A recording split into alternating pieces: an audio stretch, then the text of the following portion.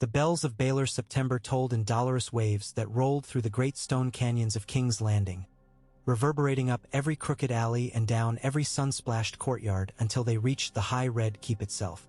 Merchants froze mid-haggle, sailors paused while hauling hempen lines, and beggars peered from beneath grime-black cloaks, all drawn by that singular, terrible sound. It was the knell of judgment. Lord Eddard Stark, Warden of the North, Hand of the King, once the realm's surest pillar of honor, was to die this day. But death is a shape-changer, and on rare occasions it is taught to wear another's face. They gathered in their tens of thousands before the steps of the Great September, a sea of humanity surging against rope lines and spear butts. Sellsword captains jostled silk-robed courtiers, small folk pressed cheek to perfume cheek with minor lords desperate for a glimpse of history, each soul craning toward the marble platform that jutted beneath the wide-eyed statues of the Seven. Morning sun lanced through yellowed haze, turning the air itself to molten brass. Soldiers from the city watch lined the dais in double ranks, burnished helms reflecting the crowd like warped mirrors. At the foot of the steps, Ser Island Payne rested the great sword ice across mailed thighs, its Valyrian steel rippling with oily light. No common I noted the barely perceptible tremor in Ser Island's gauntlet, nor the minute twitch in the muscle of his ruined jaw.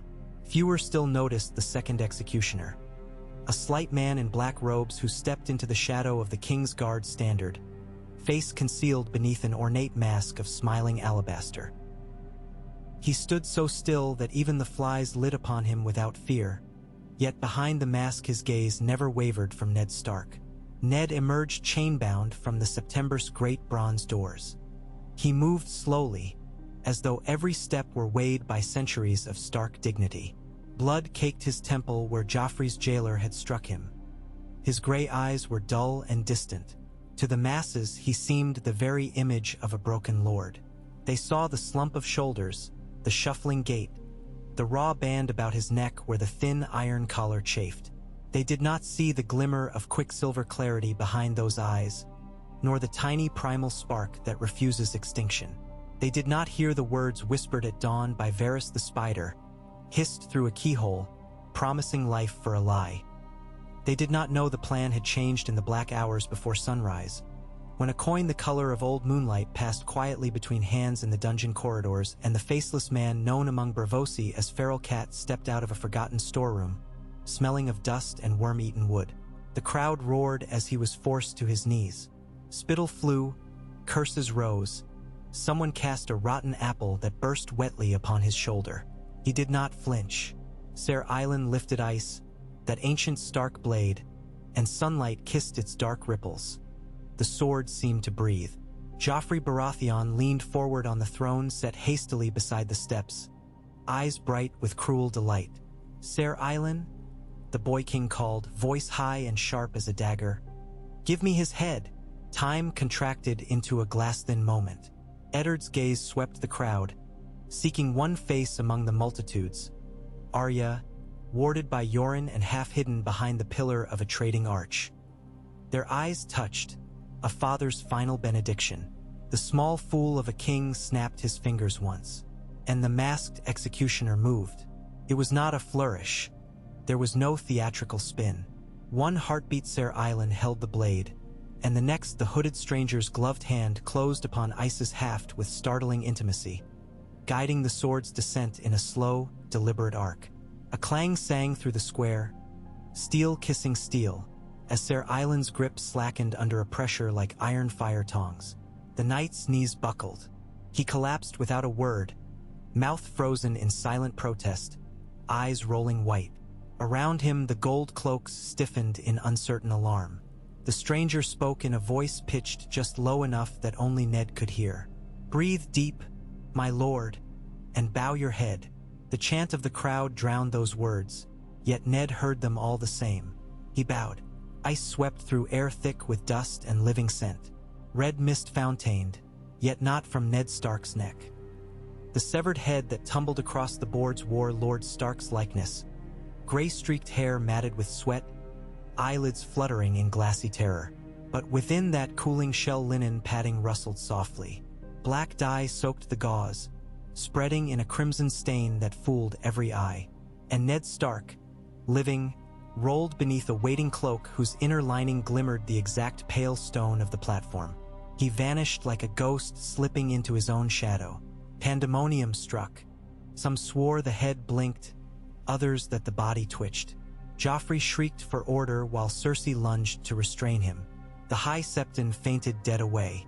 Yet amid the chaos, the masked man knelt, presenting the gore-drenched sword as though nothing were amiss, buying precious instants.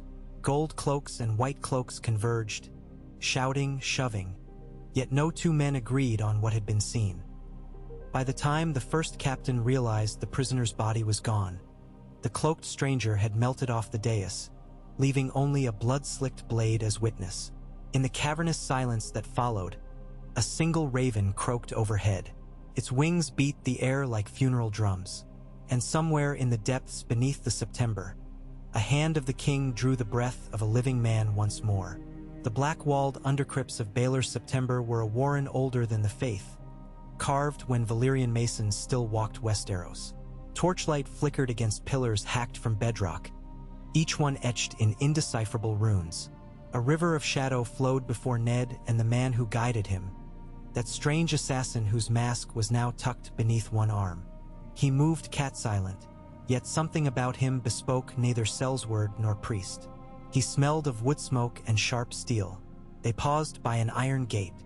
"We have a small window," the stranger murmured, voice lilting with a hint of the free cities.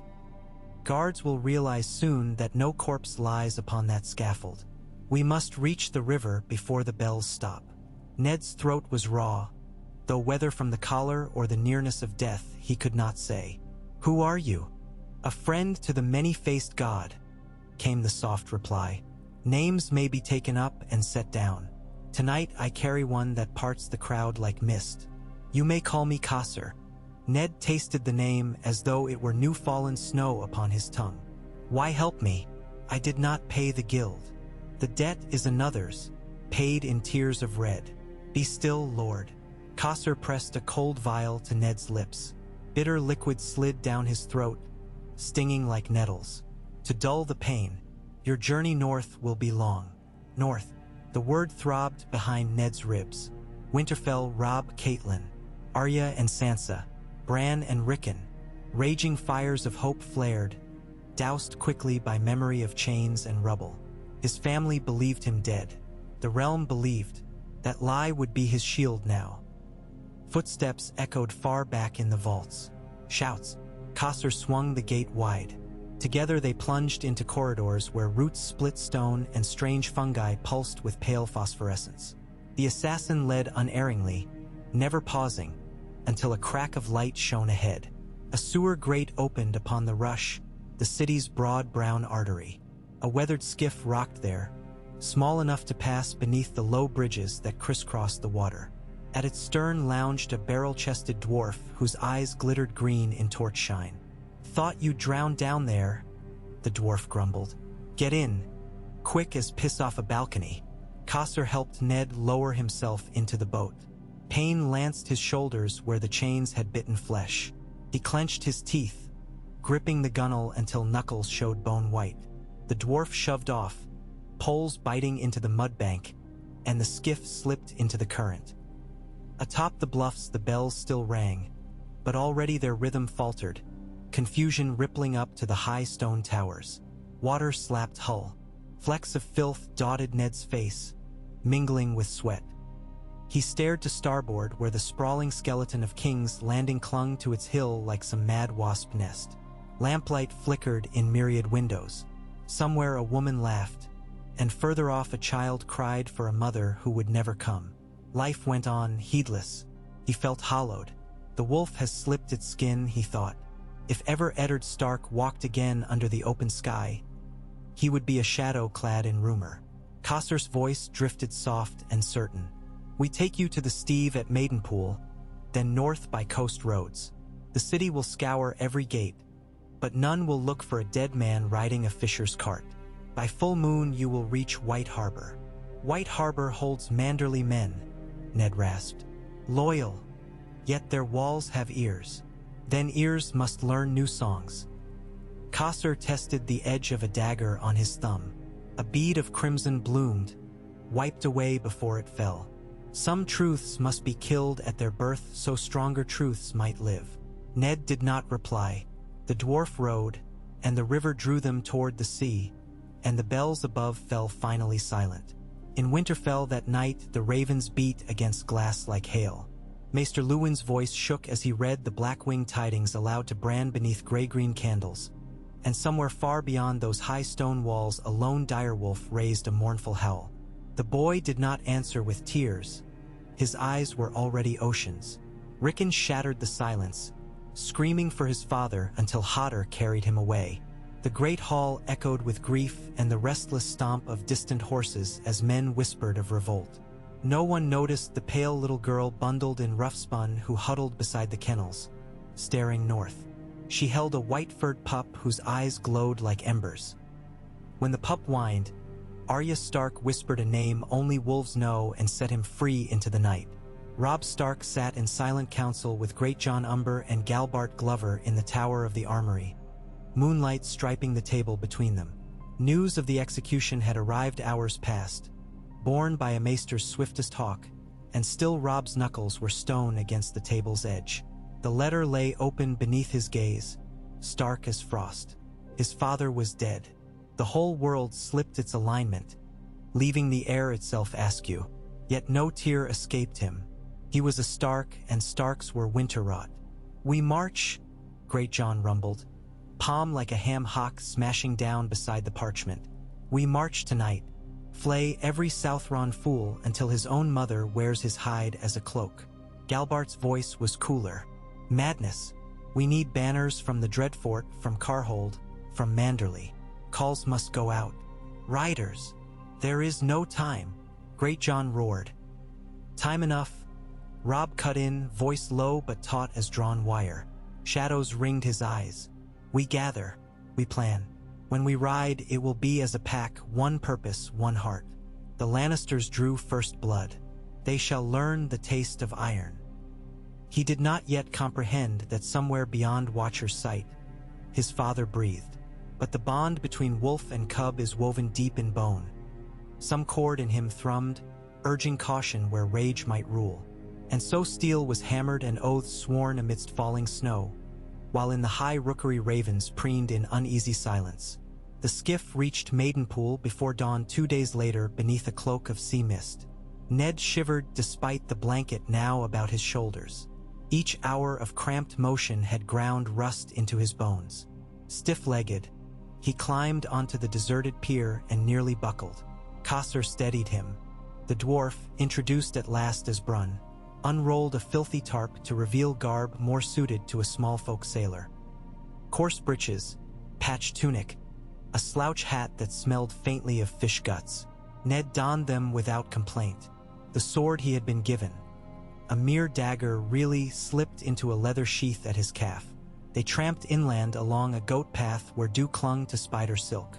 Beyond a stand of ash awaited an ox cart laden with earthenware pots.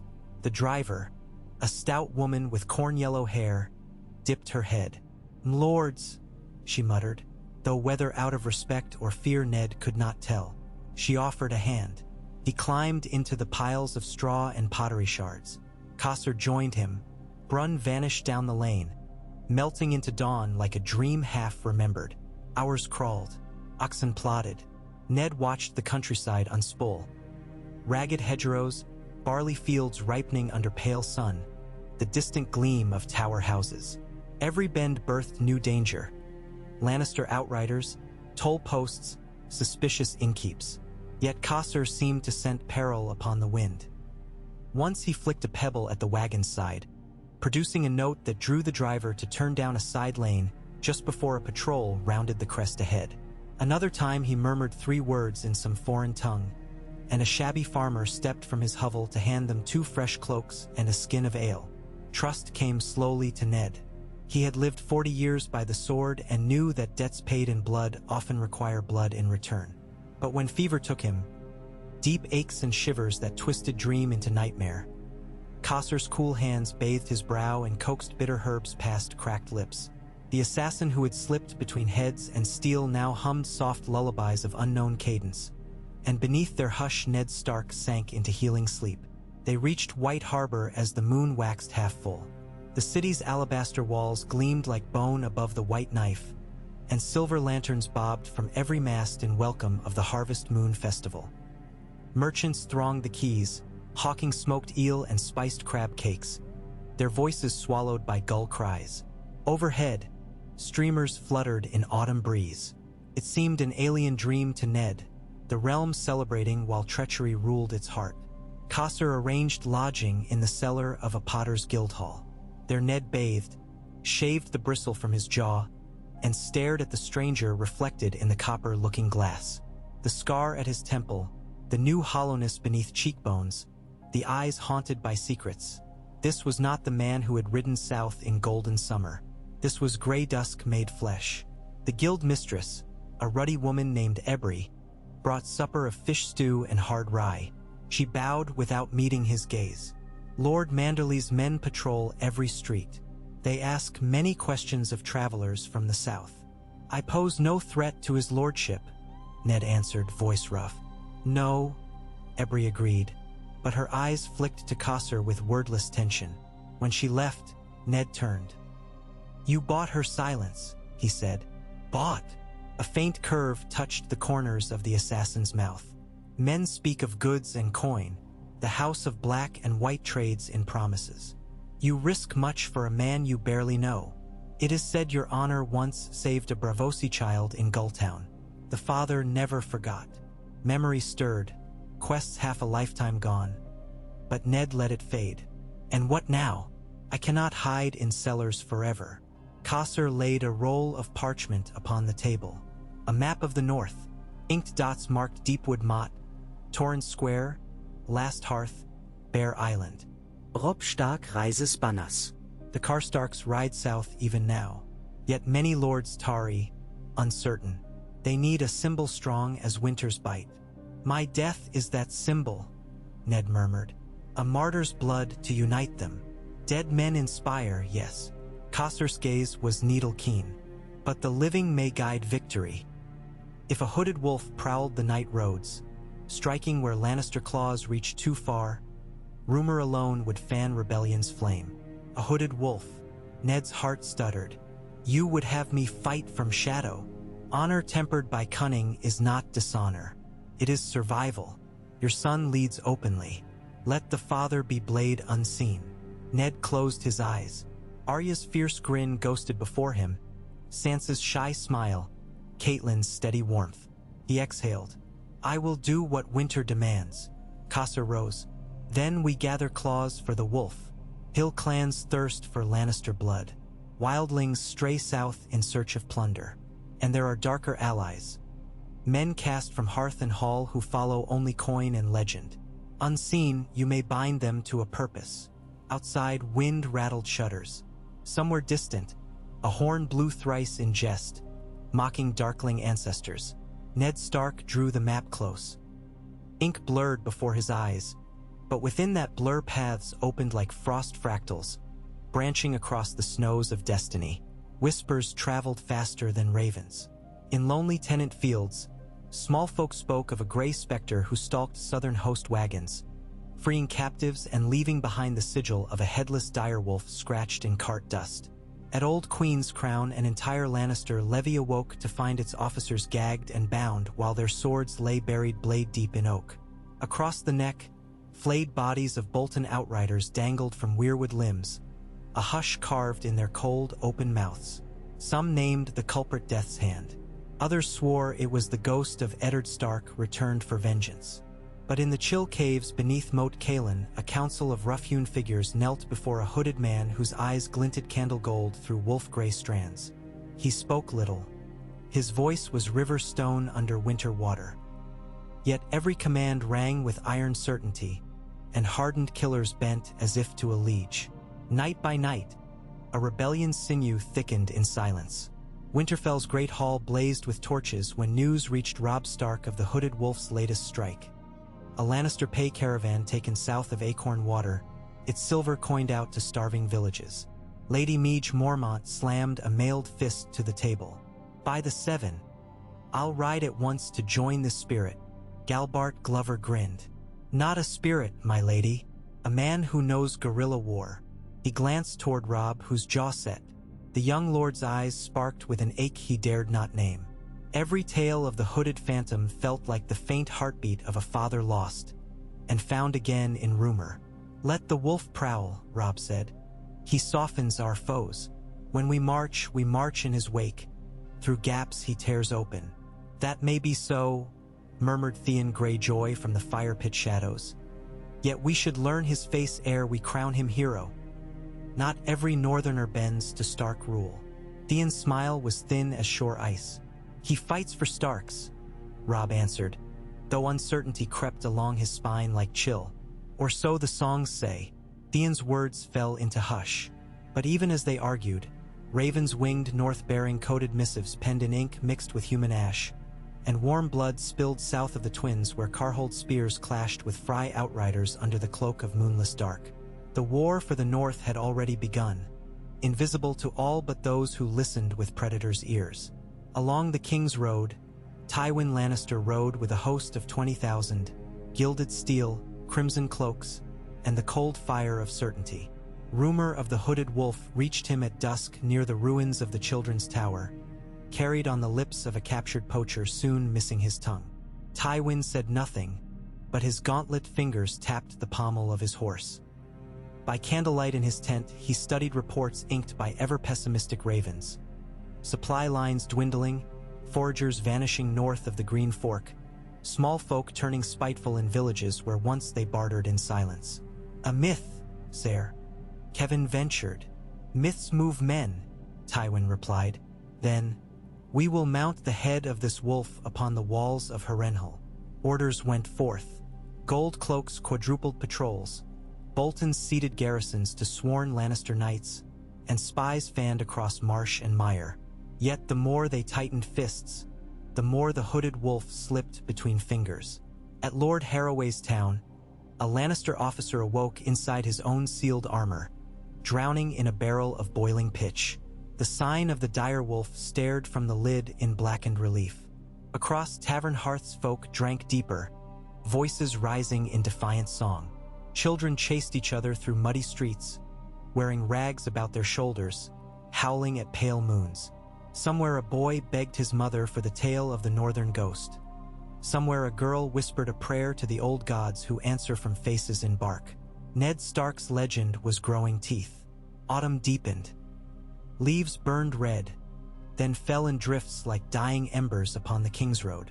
On one crisp morning south of the Bar Rollins, Ned stood upon a rise beside Causeway, watching smoke coil from the charred remains of a supply encampment they had gutted in night's hush. Carcasses of mules lay stiff among collapsed tents. A pennant bearing the Lion of Lannister smoldered on a broken pike. "You could have slain them all," Causeway observed, tone neither condemning nor praising. "They were boys," Ned answered, eyes haunted, barely able to shave. "I would break the lion's claw, not slaughter whelps."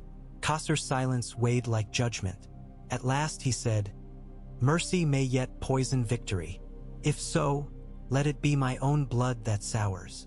Ned turned north, where pale dawn light gilded distant forests. "I must reach Robb before winter closes the passes. Too many die while father and son fight as strangers." Causeway inclined his head. "We travel with speed but caution. There is game afoot." He gestured to fresh tracks near the ridge. Horses, half a dozen, moving in formation. "Hunters. A trap. Perhaps a test. Our shadows grow long, my lord. So too does the one cast by Tywin's fear." They moved. Paths wove between barrow mounds half sunken under heather and bracken. Crows cawed, lifting into gray sky. Late that afternoon they stumbled upon a ragged band of hill clans. Burned men, moon-marked and wild. Steel glinted, bows creaked. But when Ned lowered his hood, revealing the scarred Stark visage, the clansmen knelt upon frost-hard ground. "Winter's fong bites deep," their chief rasped. "Lead us, Lord of Snow." Ned spoke not of lordship. He knelt in turn, touching the chilled earth, and whispered a vow to share blood and bread. That night they feasted around bonfires while stars glimmered like shards of shattered ice overhead. Stories flew thick, of brothers lost at the Twins, of Lannister outrages at the Acorn Water Ford, of Frey betrayal. Ned listened, each word another stitch binding an unseen banner. When dawn broke, 200 more blades followed the hooded wolf. At Moat Cailin, Robb Stark broke his counsel early to stride the battlements alone. Mist steamed off sodden stones. Far below, the bogs stretched like drowned dreams till sunrise painted them gold. He closed his eyes to summon his father's voice. Soft counsel in the godswood, laughter amid first snows. He felt the brush of ghost fur at his fingertips, and he knew, with a certainty beyond marrow, that Eddard Stark was not yet dust in a gilded crypt. A rider burst through the gatehouse at midday, horse lathered. The man slid from saddle, crying for the king in the north, words Robb would not hear for months yet. In the courtyard, Galbart Glover met him, parchment trembling in gauntlets. "Another strike," he said. "The wolf again, and this time a message." Robb unfolded the scrap. Letters cut with surgical precision formed but a single line. "Ice remembers its forge." Fire raced Robb's veins. He thrust the scrap into the brazier, watching flames devour it. "Summon the banners," he commanded. "We ride at first light." And somewhere leagues south, Ned Stark felt the earth turn underfoot and knew his son would soon howl into war. They crossed into the neck via hidden causeways known only to frog-eaters and ghosts. Rain fell cold and constant, drumming upon reed baskets Cossor fashioned as makeshift helmets. Leeches clung to calves, mud swallowed boots. Yet Ned pressed on, fevered with purpose. Every mile northward lightened some invisible yoke. Behind him trudged hillmen, clans fierce as wind-flayed rock, their battle cries echoing in fetid mist. On the sixth night, a horn's lonely note trembled through fog. Shadows rose among reeds, pikes tipped with moonlight, shields painted in merman blue. Manderly men, their captain strode forward, cloak damp with drizzle. He stared at the hooded wolf's sigil, then at Ned's eyes beneath the hood, and his breath caught. "Lord!" Ned drew back his cowl. Wordless, the captain knelt. Around him 50 Manderly spears thumped mud and followed suit. In that bog-silent hush, Ned Stark set aside disguise. He raised the captain to his feet. "Not Lord," he said, voice hoarse. "Not yet.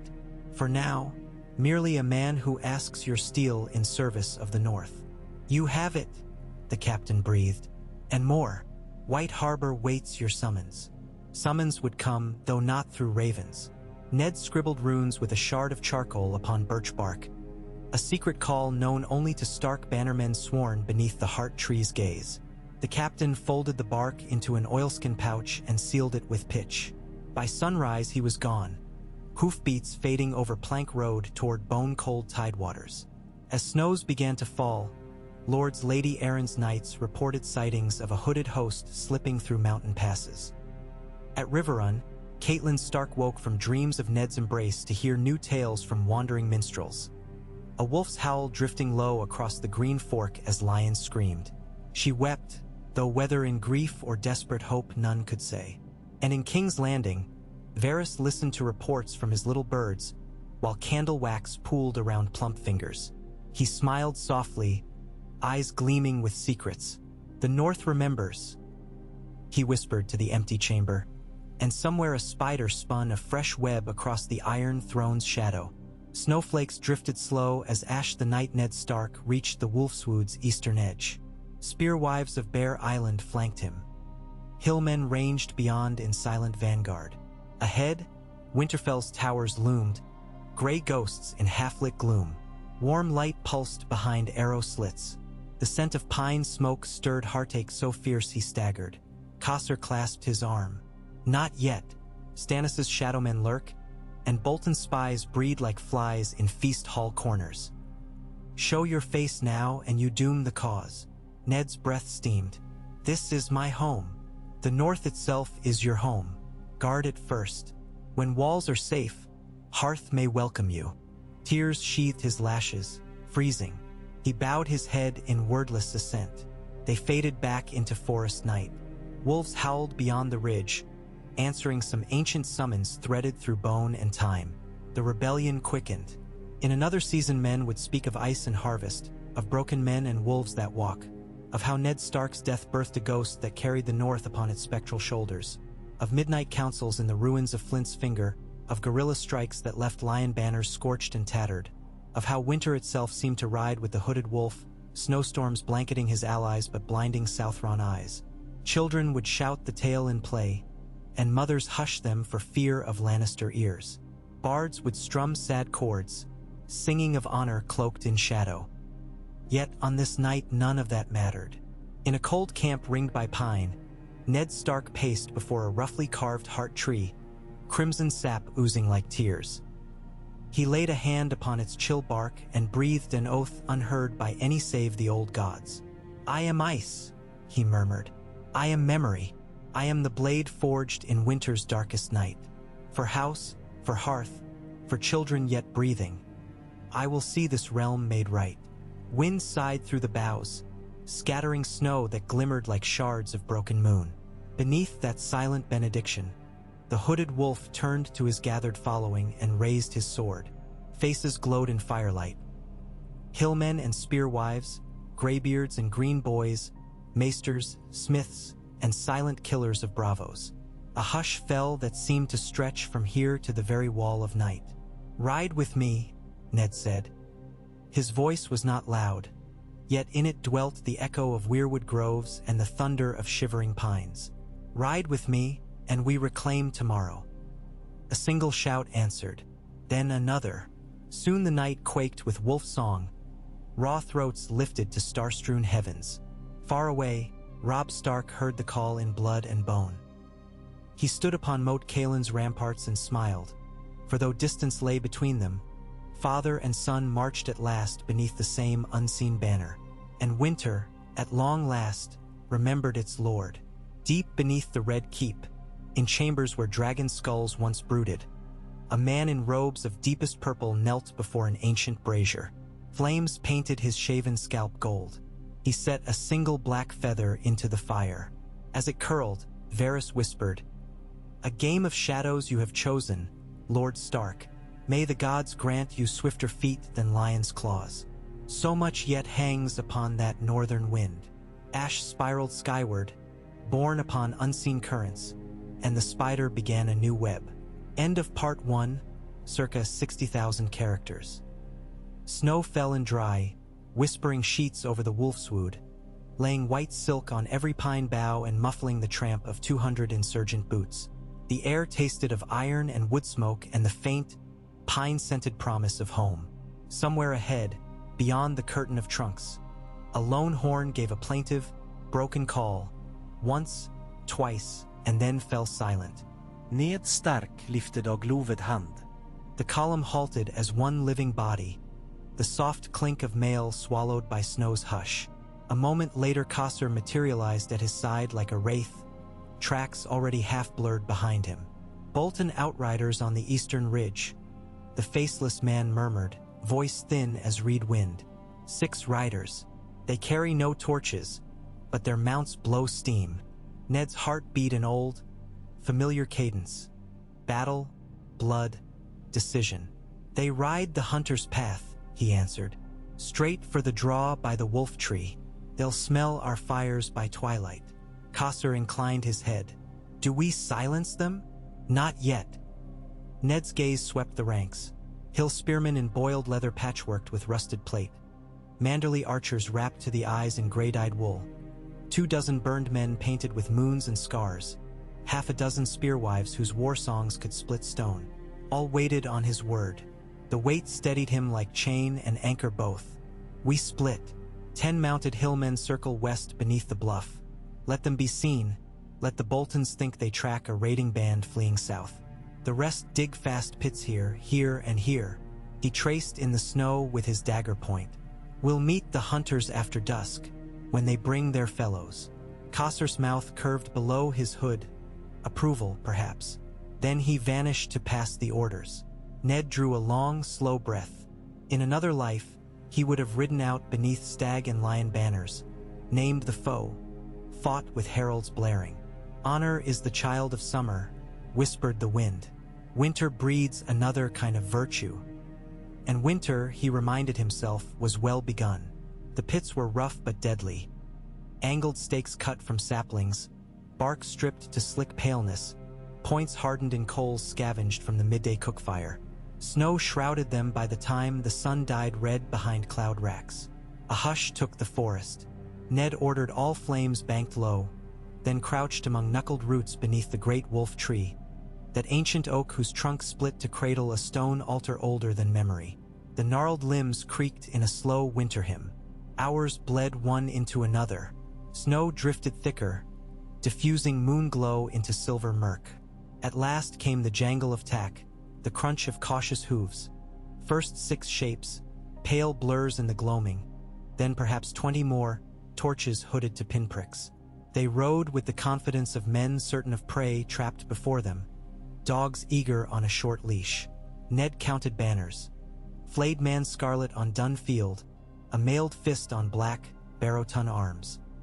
A mixed patrol tough as bar iron in winter. At their center rode 2 figures in better steel.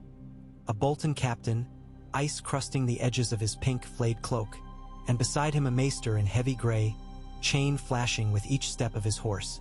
Cosser's hand brushed Ned's sleeve, signal. Ned lifted a fist. All along the tree-lean invisible bows bent, sinew creaking. Let them come. The ghosts of every Stark before him seemed to breathe with him then, cold in his lungs. Justice, they whispered. Patience. The lead rank neared the first snow-coated mound. A sudden equine shriek tore the hush. 2 mounts plunged as earth collapsed, legs scissoring into jagged dark. Men tumbled, flailing amid stakes. Panic flared. Before shouts could order a wheel about, Ned dropped his hand. The night answered with a sudden storm of feathered death. Arrows hissed. Men died voiceless, throats spouting. The maester's horse reared, brain spiked, throwing its rider. The Bolton captain spun, sword half-drawn, only to take a broad-headed shaft through visor slit. Some tried flight, spurring mounts aside, straight into the second and third pits deftly hidden behind fallen logs. The whales lifted but moments. Steel-tipped stakes choked them. Snow drank blood and froze it brown. In heartbeats it was done. Silence flowed back, pregnant with steam-off cooling corpses. Med signalled sis. Hillmen spilled from shadow, knives out to finish groaning shapes, but Ned strode forward first. The Bolton captain lay pinned beneath his dead destrier, helm askew. Ned heaved the carcass aside with help from 2 burned men, then knelt. The man's eyes still lived, hazy with shock. The arrow had missed the brain pan, punching through flesh of cheek to embed in skull. Mercy, the captain mouthed. Would the Dreadfort grant it? Ned's voice was quiet. The man tried to speak, perhaps answer, perhaps plea. Ned snapped the shaft off flush to visor, then slid dagger beneath gorget into throat quick as priest's blessing. Warm blood pulsed once onto snow. He wiped blade on the Bolton's cloak. Burn them all, he told the hill chief standing behind him. Leave no sigil whole. The chief grunted assent. Torch fires sprang up, greedy, devouring banners and dead alike. Snow hissed to steam. By dawn nothing would remain but blackened stakes and ash that wind would carry east. Another shadow victory, unseen but felt. Yet trophies mattered. Ned crouched by the fallen maester, found within his satchel a small leather scroll case stamped in crimson wax with the Dreadfort sigil. He cracked the seal. Inside lay 2 parchments. One a roster of grain levies conscripted from smaller northern holdfasts, proof of forcible tithes starving villages. The second, more damning, bore Tywin Lannister's lions stamped in golden wax. Orders assigning Roose Bolton alone authority to garrison the strategic Moat in the king's name, once the Dreadfort's banners reached the neck. So the lion sought to slit the wolf's belly by buying a traitor's fangs. Ned's jaw hardened. Bolton's hand crept far indeed. He tucked the letters into his own pouch. Evidence would be useful, but first they must cripple the coming occupation. Coster appeared as flame haloed his lean features. Smoke will draw eyes come dawn. Let them look, Ned said. We ride west now, quick and quiet. If Bolton marches for the Moat, we shall arrive first. Coster nodded. 2 days hard, through drifts. Hillmen can move. They moved. Before moonset, every camp trace lay beneath fresh snow. The forest swallowed the hooded wolf as though he had never been, leaving only charred bones and wind to murmur the tale. In Winterfell, Bran Stark dreamed of ravens. They swarmed the broken towers, hundreds beating black wings, calling Ned's name in a language only wolves could grasp. He followed them through endless corridors to the crypts and there saw his father's stone effigy crack open like an egg, light spilling out, wolf-shaped and bright as dawn on snow. He woke gasping, sweat slick despite the frost that glazed his chamber's windows. When Maester Luwin bustled in with warming stones, Bran burst into breathless tale, voice piping with earnest terror and hope alike. Luwin soothed him, spoke of grief's shapes, of the mind's way with fancies. Yet that very morn a raven arrived, no banner, only plain parchment stitched with 3 words. Ice remembers forge. The Maester read and reread, brow furrowing. Bran saw his hand tremble. By noon the words had reached Robb's war council. The young lord stood before the great hearth, firelight warping his shadow to giant stature behind him, and read the scrap aloud to his bannermen. Galbart Glover sucked in breath. Meege Mormont whispered a prayer to nameless forest gods. Great John Umber roared it must be a lure set by the bastard of Bolton. But in Robb's chest a seed long buried cracked open, thirsty for light. Hope sang blood loud in his ears. Father lives, he said, voice rough. I feel it. Silence greeted him, thick as night fog. Theon Greyjoy leaned against a pillar, sharpening a dagger with slow strokes. Feelings won't bar the Kingslayer's blade. Dreams won't feed your host. Yet his eyes flicked to the parchment, uneasy. Robb's gaze hardened. Whether dream or truth, we answer. Double scouts along the King's Road. I ride within the hour, quiet, small guard only. If it is my father, he comes in secret. I'll not greet him with trumpets. His mother's counsel would have tempered rashness. But Catelyn rode south weeks past, chasing alliances among Riverlord houses. Absence left space for wolves to follow Gut and Moon. So Robb slipped from Winterfell under falling snow that night, cloaked in shadow, escorted by a score of the swiftest riders. Gray cloaks, gray horses, no banners. South they galloped, hoofs thudding soft under white drifts, like silent hearts beating a war hymn none could yet hear. South of the Fever River, Tywin Lannister's host encamped among frozen barley stubble, a copper-purple dusk settling on burnished helms. Ravens wheeled overhead, circling the gallows line where 3 deserters swayed, their crimes inked on placards. Cowardice, theft, desertion. Tywin paced before a map unfurled on trestles, candle stubs fixed with cooling wax to hold corners down against wind. Kevin Lannister watched his brother's eyes, pale green chips studying Bolton troop movements pinned in red. They were due at the Moat before first frost, Kevin said quietly. Now word comes the column stalled in the Wolfswood. Harriers, they claim, a shade in northern snows. A ghost, Tywin murmured. Propaganda perhaps, but effective. Fear rots cohesion quicker than starvation. See here. He tapped a cluster of lion tokens near the twins. Roose Bolton cannot garrison the Moat if his levies shake apart. Kevin tugged at beard. Send reinforcements? I send steel, the north smells invasion. Better we let the traitor earn his keep, or die proving his treachery. Tywin straightened. But we adapt. Issue new orders. Ser Amory's outriders will tighten the net along the Green Fork.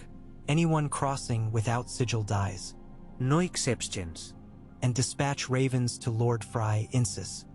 He ready the western ford for my vanguard within 10 days. Walder Fry will demand concessions. Then we concede a daughter's hand, Tywin said. I have grandsons enough. He lifted his goblet, wine dark as old blood. A king's fear thrives on rumor, but true power is supply. Cut the hooded wolf's lines and let winter do our killing. Above the map, beyond the canvas walls, a wind rose keening off the bogs, cold as memory. For a heartbeat Tywin thought he smelled pine smoke and burning meat, the scent of some far-off skirmish where lion men screamed into night. He dismissed it. Snowstorms carried strange perfumes. 2 hard days' march brought Ned's host, now swelled to near 500 with clansfolk answering secret call, to the western edges of the neck. Vast peat bogs stretched beneath low cloud, stinking of rot and salt. Moat Kaelin's basalt towers loomed ahead, 3 jagged fangs thrust from mire. Causeway scouted while Ned convened chieftains below a half-collapsed rampart. Torches blazed in makeshift sconces, flames guttering in wind. A crude map scratched in dirt marked Bolton advance. 2,000 foot slogging north along the causeway, heavy wagons loaded with stout oak for siege repair. 10 miles out, maybe less. We spring here, Ned pointed, where the road narrows between pools, fell trees for barricade, set pitch pots. The vanguard hits, falls back feigning break, draws them onto spiked planks beneath water. Archers on rampart rake their lines. Great John would have called it cowardly skirmishing. These chiefs nodded grimly. They fought by cunning since the Dawn Age. Moat Kaelin must hold, Ned said. If lions breach the neck, the north splits like rotten ice. A spearwife named Tala Bearclaw spat. Then we drown the bastards in their own red. Murmurs of assent rumbled. Night deepened. Scouts returned. Bolton men 2 miles off, marching by torch glare. Ned eyed the flicker across distant reeds. Time compressed to bright coiled readiness. He donned his helm, a plain nasal guard cap once worn by some dead Cerwyn retainer. Over it the hooded cowl fell, wolf stitched on black. He buckled borrowed breastplate that pinched where collarbone met scar. Causeway placed a gauntlet hand on his shoulder. The many-faced god smiles tonight, the assassin murmured. Tell him not to claim me yet. Causeway's laugh rustled like dry leaves. Trumpets wailed. A thin, reedy call as Bolton scouts sighted the broken towers. Ned signaled. Hillmen heaved levered trunks, with thunderous crack pines toppled across causeway, blocking approach. Bolton column slowed, torches milling. Command barked, crossbows lifted. From ramparts Ned's archers loosed first volley, fire arrows streaking like comets, finding pitch-doused barricade. Flames whooshed high, reflected in the wide eyes of front ranks. Panic fluttered, but captains whipped lines into advance. Drums thudded, drowning screams of first men who stumbled onto hidden spike mats. They pressed on, shields raised. Ned waited until their weight crowded the choke point. Then hillmen flanked, slipping through waist-deep water along forgotten dike paths, torches in hand. They hurled clay pots of boiling sap and pine pitch over shields. Pots shattered. Sticky fire clung, eating flesh. The night erupted in shrieks. Horses reared, throwing riders into bog. Men thrashed, armor dragging them under. A signal horn blew, countercharge. Burned men and spearwives burst from shadow, axes and spears flashing. Ned led them, Ice's smaller bastard cousin. A long northern greatsword, humming through air. He took first man in mail under the arm, steel grating rib before heart.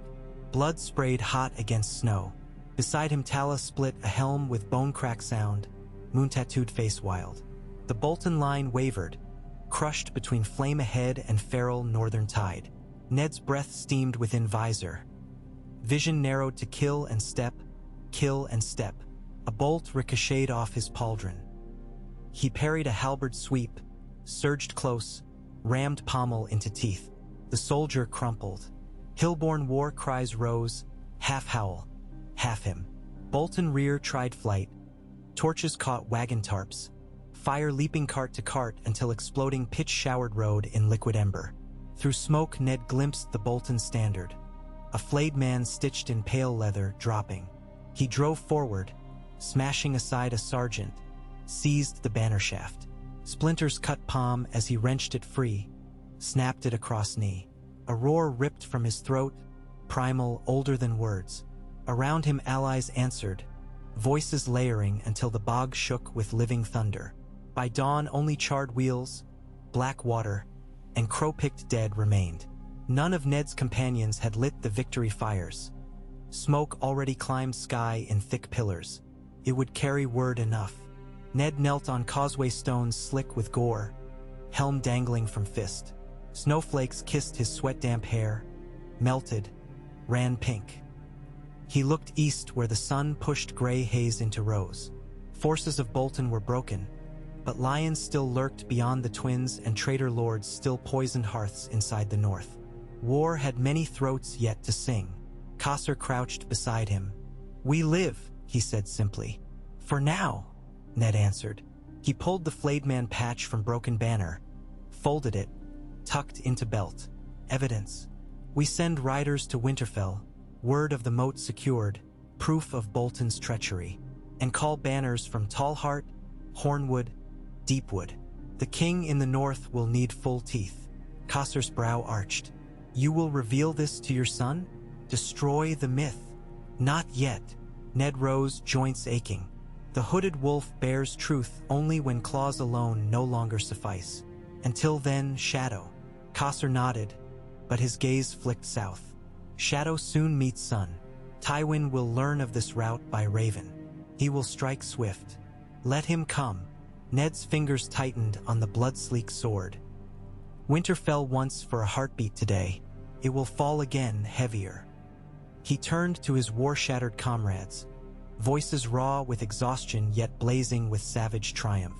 "Bury our dead with stone cairns high as honor," he told them, "and carve no names. Let the wind speak for them." Heads bowed. Work began.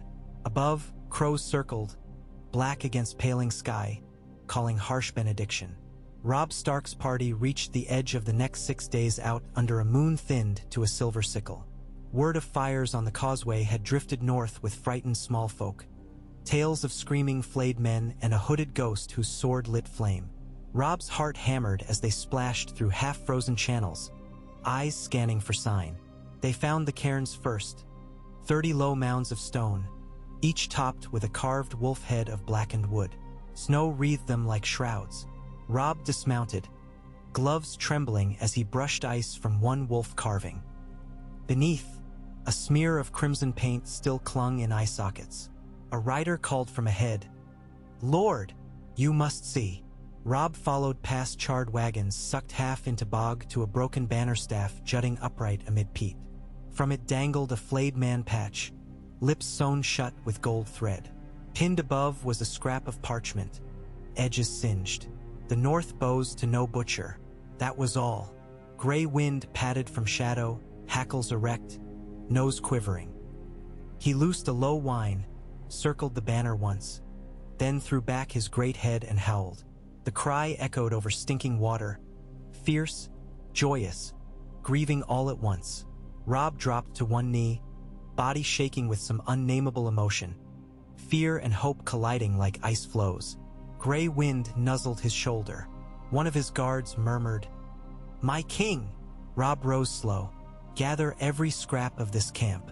Record wounds, weapons marks. The world will know who struck here."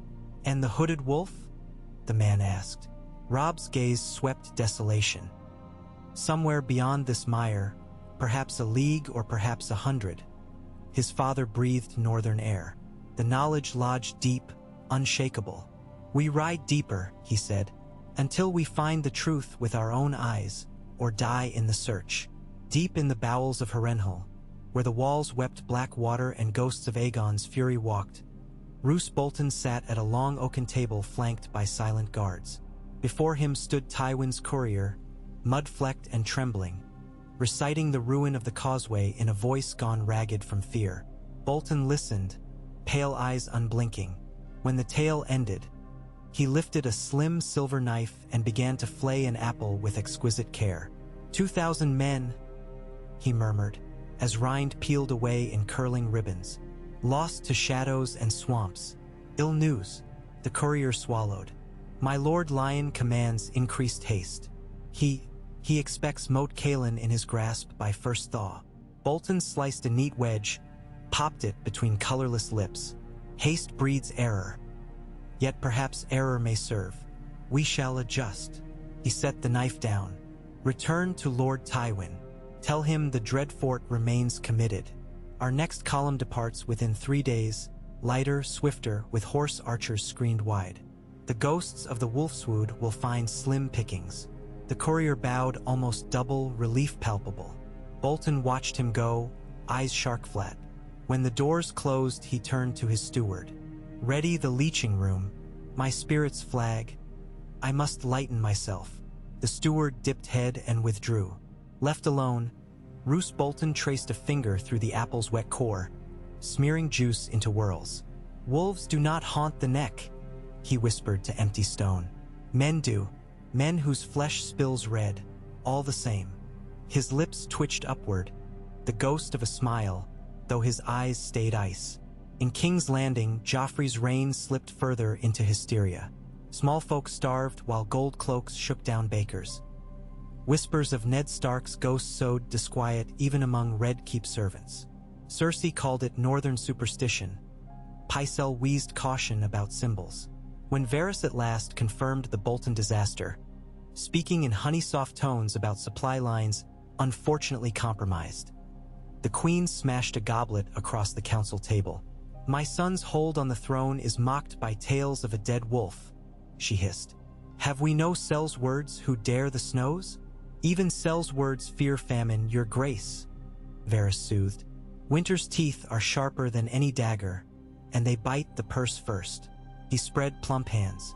Yet there are mirrors, shall we say, that can turn rumor to reflection. In Bravos, a certain envoy waits ships to Westeros, an actor famed for mummery. A likeness of Lord Stark, perhaps, presented captive and broken for the court? Such pageantry might smother the ghost. Littlefinger chuckled. Or stoke it. Symbols are tricksy things. His smile flicked to Cersei. Still, imagine the coin those mummers might bring in gate fees. Cersei glared daggers. I want the wolf's head, the real one. Or yours, master of whisperers. Varys bowed, the picture of servile regret. As you command, your grace, the spider will spin. He left the chamber humming the Rains of Castamere beneath his breath, pondering whether any web could truly snare a man who had already died once in the eyes of Westeros. Snow lay knee-deep on the King's Road north of Moat Cailin when fate at last twisted two paths into one. Robb Stark's scouting party had bivouacked in a ruined watchtower, midnight wind knifing through gaps in stone. Guards dozed in cloaks crusted with rime. Gray wind paced, restless, outside the crumbled arch. Ned's band came under cover of storm, wolf pelts white with blown snow. Coster saw gray wind first, a spectral shape looming amid drifts, eyes gold as old fire. He halted the column. Ned threaded forward through swirling flakes. The dire wolf bristled, lips peeling. Then his stance shifted, snout lifted, nostrils flaring, and he loosed a low whine. Recognition. Inside the tower, Robb woke to Finley's shout. He seized sword and dashed barefoot across cold stone. Gray wind threw himself against the door in frantic excitement. Robb yanked it open and stared at a hooded man standing solitary in stormlight, snow glittering on cloak. Around him, half-seen warriors lingered in pine shadow, but the world shrank to two figures, son and father. The hood fell. Ned Stark's face, leaner now, seamed with fresh scars yet unmistakably, achingly familiar, emerged. Time fractured. Robb could not breathe. For a heartbeat neither spoke. Then Robb dropped his sword with a clatter, stumbling forward. He fell to knees in snow and seized his father's cloak like a drowning boy clutches driftwood.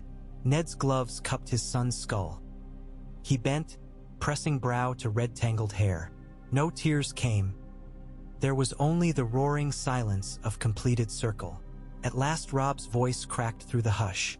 They told us you. I know. Ned's tone was soft as snow's fall, rough as stone. I am sorry. Gray wind nosed between them, barking low joy. Robb rose, eyes blazing with a storm of questions. But Ned shook his head. Not here. Walls may have ears even in ruin. Bring your men. They gathered in the watchtower's hollow keep, torches guttering. Robb's riders stared wide-eyed at the legend breathing among them. Ned's hillmen eyed Stark guards with cautious respect. Snow melted to runnels across pitted flagstones. Causeway leaned in archway, watchful. Ned faced his son by dusk-dim flame. "You must call banners for open war when the moment is right," he said. "But first the rot in our own woods must be cut. Bolton, maybe others. We strike softly still, until northern hearts know which drum to follow." Robb's jaw worked. "They will follow the wolf they believe fell. If they learn the truth, then the truth must wait." Ned's gaze did not waver. "The ghost you have allowed to guide you is useful yet. Let it stalk while you forge a sword of men and purpose. When you take that field, do it with fear behind your foe and certainty behind your own." Robb looked as though he had bitten steel. "How do I ride to war while my father fights in shadow? How do I ask men to die for a cause built on half-truth? Because the cause is whole even if the story is not. I died on Baelor's steps that day. To them, to Southron eyes, I am bones and dust. Let them keep their corpse. You, king in the north," he laid a hand over Robb's racing heart, "must live." The title rang strange in that broken hall. Robb's mouth opened, closed. At last he nodded, certain but sorrow-shadowed. He would bear this weight. They spoke long. Of supply, of Karstark fury, of Frey treachery brewing at the Twins, of Stark daughters still held like prizes in the Red Keep. Ned listened, face drawn tight when Robb told of Sansa's letters begging obedience, of Arya vanished. A father's pain flickered but was banked behind iron purpose. "Your sisters are pieces in Joffrey's game," Ned said. "We will move our own." He cast a glance at Causeway, who inclined his head. Plans nested within plans. Before dawn they parted. Robb's party headed north, gray wind trotting sidelong, casting backward glances. Ned's rebels veered west into deeper forest, vanishings in storm. Robb watched until snow swallowed them. His breath plumed white. The world had changed again, but the path ahead sharpened. South to Riverrun to rally Tully spears, east to parley or duel with Frey ambitions. Then the men of the north would shake the green kingdoms like a wolf shakes a stag by throat. And somewhere unseen his father carved that path first, a blade of silence. Bolton moved, swift and secret, replacing shattered vanguard with fresh mercenaries. Lockstep sellswords from Myr, their curving blades etched with red lacquer. They glided along snowed-in roads, slaying any who dared raise cry. Yet each night a handful vanished, throats slit, tents smeared with wolf's blood sign. Fear gnawed, discipline frayed. Rumors of pay chests stolen cut loyalty thinner. By the time Roose reached the fortress crossroads at the ruined Stony Shore watchpost, half his captains were dead, deserting, or at each other's throats. And Tywin's ravens demanded progress. Bolton ordered a dawn march and found every horse lamed, fetlocks bled by razor wire trap. He slit one groom's belly in fury, but entrails did not mend hooves. The march stalled for shoes and poultices. Snow deepened, supplies dwindled. Men whispered of hooded wolf spirits filling horses with terror. Roose listened to whispers like a gourmand tasting stew, searching for the spice of truth. When he could not find it, he tasted leech blood instead, letting the warm seep gather in brass bowls until calm returned. He would not be bested by a ghost. Word of these delays seeped north on ragtrade wagons and fisher skiffs. In White Harbor, Lord Wyman Manderly feasted a dozen minor lords beneath murals of mermaids and bloody hands, serving lamprey pie stuffed with information. Bolton's failure, Stark ghost stories, lion impatience. The fat lord laughed booming thunder. "The north is a cauldron," he declared, jowls quivering. "Time to stoke the fire. I will send my knights to Winterfell at once." His maester objected. Manderly owed fealty to the Iron Throne. Wyman silenced him by tipping the man's own goblet until wine stained beard and robe alike. "The Iron Throne rests on broken swords. I prefer a chair stout enough to hold me." Laughter roared. That night, 3 fast cogs slipped harbor under black sails, holds rattling with bladed oarsmen singing of winter freedoms. Beyond the wall, unheard by Southron ears, Mance Rayder sat in a ring of stones, watching aurora flicker green and violet. The free folk whispered of changes on warm winds, of southern lords at each other's throats. Their king beyond the wall listened.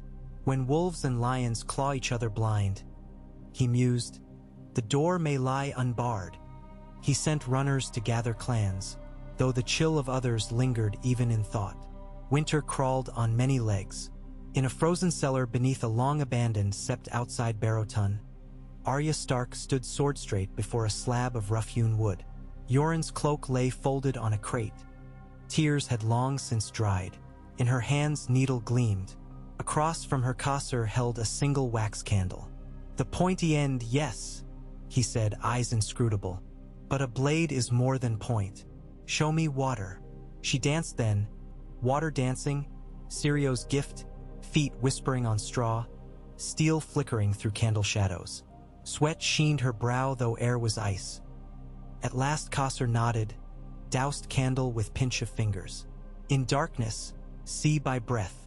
She closed eyes, listened, heartbeats in cellar, her own, causeway steady, slow as snowfall, and further off another, quicker, nervous.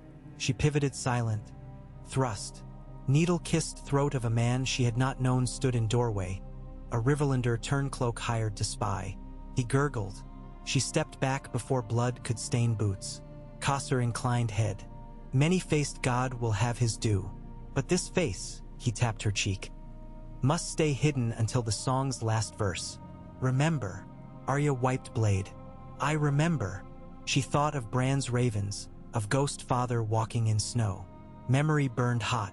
So war became tapestry, threads woven in shadow, each not unseen until pattern revealed. The hooded wolf struck again on the lonely hills, freeing Karstark captives bound for Herrenhal. In Deepwood Moat, Lady Sibel Glover received a raven feather black as sin tied round a wolf's tooth. Next dawn she raised her banners. Across Bear Island, Meage Mormont melted into sea mist with 50 she-bears destined for stony shore ambushes. Rumor outpaced reality. Some swore the ghost could vanish into tree trunks, others that his direwolf pack numbered 100. Fear loosened Bolton alliances like Autumn W. IND shears yellow leaves, yet fear cuts two ways. Tywin's spies stole fragments of truth, pieced outlines. He dispatched Ser Adam Marbrand with 500 seasoned outriders, promising lordship and gold for the hooded wolf's head. They rode hard, killing without quarter every man found armed in gray. Village burned. Small folk hung from beech limbs beneath lion banners. Songs turned darker. Ned heard of one such atrocity at Soren's mill. 23 dead, 2 children. He knelt by the charred doorway, jaw clenched till teeth creaked. No more shadows, he told Causeway. If we slink, lions slay lambs in our place. Then step into light and risk bolt through heart, Causeway warned. A worthy bargain. Ned rose, eyes bleak. We ride tonight, swift and loud. They rode. Under black moon, hillmen swarmed Marbrand's camp in 3 prongs, horn blasts echoing. Talabearclaw's spearwives cut pickets. Burned men flung torches onto hay. Manderly archers sought captains' tents. Ned led center, greatsword whistling. Ser Adam met him in parry. Lion steel flashed, sparks flew. They fought through stampeding horses, between wagons collapsing in flame. Marbrand pressed strong, but Ned's fury burned winter cold. A faint high, twist low, lion helm rang as pommel cracked jaw. Marbrand reeled. Ned's blade punched mail at armpit. Blood burst black. He yanked free. The knight slumped to mud. Silence followed, broken only by crackle of burning stores. Ned stood beneath blazing standard, breath fogging, face speckled crimson. He lifted Marbrand's sword, gilded lion pommel, and drove it into earth. Let Tywin hear roar turned whimper. Come the dawn, survivors found message carved on a charred shield. Winter feeds on pride. They fled south in rout, spreading tale of a living Stark who wielded ghosts and fire alike. At Herrenhal the news struck like hammer to rotten beam. Roose Bolton stared at scroll while leeches squirmed in crystal bowl, fat with his blood. Ser Marbrand slain, Host shattered. He folded parchment, expression placid as pond ice. Lord Tywin will recall troops to counter. His age shifted. Shall we proceed with joining at the Twins? Bolton's gaze drifted to tapestry depicting a flayed wolf. Yes, war may be lost in fields, but won at feasts. A faint smile ghosted lips. Send word to Lord Walder. Tell him Roose Bolton shall bring gifts of promise, and a bride's cloak red as flayed skin. North of the Twins, Robb Stark's main host now marched. Tall pines bowed under banners of direwolf, merman, bear, moose, and many lesser crests. Drums pulsed heartbeat for miles. Scouts rode in widescreen, yet still lion harassments cut vanguard. Numbers bled daily. Robb's council urged swift assault on the Twins to secure crossing, but Walder Frye dickered for greater demands. Edmure Tully's concessions, marriage pacts, wards. Time slipped. As campfires dotted the green beyond Frye turf, a hooded rider approached on weary courser, bearing a single strip of flayed skin pinned to lion blade.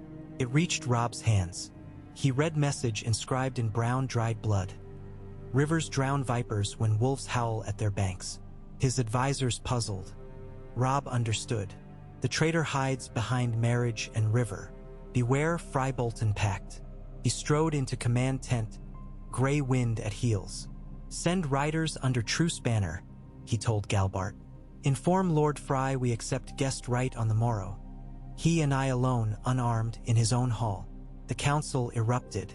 Theon called it madness. Meage Mormont offered to escort with steel. Robb shook his head. If Frye means to betray, let him do so before he tastes our blood. If he honors guest right, path opens. Igo kropka. At dusk he crossed the bridge, a single banner of direwolf preceding. Frye awaited in candlelit hall, thin lips twitching. Words passed, histories may record them differently. But when Robb emerged 3 hours later, the twin towers sounded courtyard horns in salute, and 12 wagons of grain rolled north before dawn. Neither Frye nor Stark spoke again of what passed, but lined skins of Boltons hung alongside rusted bells on each gatehouse come sunrise. Some say a hooded phantom visited Lord Walder that night, whispering old Dreadfort sins into brittle ears until dawn's light showed Frey's sheets soaked in cold sweat. Others claim Frye simply smelled profit heavier on one side. Regardless, by week's end Robb Stark's entire host crossed the Green Fork unmolested, banners snapping in winter wind. Arya departed Barrowton disguised as Tanner's boy, Cossar leading. Her heart pounded with dog-like joy at news of Robb alive. Father alive, winter's banners unfurled. But father's command bore heavier than needle. Ride east, find shrouded friend in Dragonstone, one Stannis Baratheon, and carry truth of Joffrey's bastardy, signed in Ned Stark's own hand. War needed more than swords. It needed legitimacy's blade. So Arya bit her lip, donned wool cap, and rode a shaggy pony through snowstorms, chanting her list each night to keep the cold out. She whispered the hound's name last, but softer each time. Catelyn Stark sighted her son's banners inland from Seaguard and felt tears freeze on cheeks. She had ridden hard from Riverrun with Brynden Tully, alliances half-formed in wake of Hoster's fading health. Now she saw dire wolves and new homes still breathed. But when Robb embraced her, she glimpsed sharp strain in his eyes. "Father lives," he told her in private. She swayed hand to mouth, "or something of him that fights. Yet we must keep the mask." He explained whispers, ghosts, Bolton betrayal. Catelyn listened, heart torn between wildfire joy and dread. When he finished, she nodded once. Fierce. "Then we guard this secret with every sinew," she said. "But no, my son. Secrets corrode the soul. Be wary." He kissed her brow. "I will." Many miles south, Varys unrolled fresh parchment bearing cipher from Norwest. He read, sighing. "The game grows wild." He fetched a thin stiletto, pricked finger, dabbed a single drop onto parchment corner. A red seal not unlike blood, though no wax touched flame. Spider seal for utmost urgency. He breathed, "Queen of Thorns may wish to see the storm rising." His little birds flew. Ned Stark stood atop crest above Last River, moonlight silvering gaunt face. Below, the river ran black around ice floes. Beyond it, the Dreadfort's banners fluttered atop pale stone walls. He had come full circle. With him waited 500 men sworn by blood or vengeance, torches banked. The plan was simple and terrible. Slip through forgotten cistern revealed by Maester's stolen maps, seize gatehouse, raise direwolf banner before dawn. But victory demanded distraction at Main Barbican. For that, Causeway would lead a separate vanguard disguised as captured hillmen offering peace. "If I fall," Causeway said beforehand, "honor debts owed." "You have my word," Ned replied. Causeway smiled behind mask. "Perhaps the many-faced god will take others first." Night groaned as they advanced. Snow began again, fat flakes drifting. Ned's heart thudded slow, deliberate. Beyond the walls, his old friend turned turncoat Wade leeches. Soon he would know a different bleed. Ned's fingers brushed pouch where stark children's faces lived in memory. He breathed their names through beard, a litany against fear. Robb, Sansa, Arya, Bran, Rickon. Then he stepped into icy water, sword across back, and waded toward destiny. Far behind, in Winterfell's Godswood, a great direwolf raised its muzzle and sang, voice rolling over ramparts, riding cold winds south. Every wolf from Skagos to Stoneshore answered, a thousand-throated promise that winter's courts were convened and judgment galloped upon frost-laden hooves. And in King's Landing, Joffrey Baratheon awoke screaming from dreams of gray ghosts, to find his chamber chill with wind like knives, though all braziers blazed. Snow whispered like crushed glass beneath Ned Stark's boots as he slid into the half-collapsed drainage culvert that tunneled under the Dreadfort's southern wall. The water was knee-deep, half ice, half-fetid sludge that reeked of rot and old offal. Behind him 20 hand-picked men followed in single file. Hill spearmen first, then Manderly archers, last a pair of silent burned men gripping hooked axes. No torches, only the dying glow of the moon slit through the culvert's grate, turning every breath to smoke. The tunnel ran straight for 30 yards, then rose by crumbling stone steps into a forgotten cistern. Ned mounted first, fingers splayed to feel vibrations in the rock. Nothing yet. Somewhere far beyond the curtain of walls and ports, Causeway was enacting the feint. A cage wagon rattling toward the main barbican. 6 captives chained in plain sight, all hooded. Ned had chosen them himself, veterans quick with short blades and quicker with lies. They would spill enough noise to drag Bolton eyes away from this dark corner. After that, the many-faced god would decide whose mask slipped. The cistern ceiling vaulted overhead like a stone ribcage, damp with lichen. An iron ladder rose toward a corroded hatch. Ned signaled with 2 fingers. A slim spearman named Rusk scurried up, bent to the hinge. Minutes ticked like dripped water. Then the hatch eased open and cold air washed down, smelling of horse piss and hay. Rusk glanced back, grinning. A stable. Ned tugged his cloak tighter and climbed.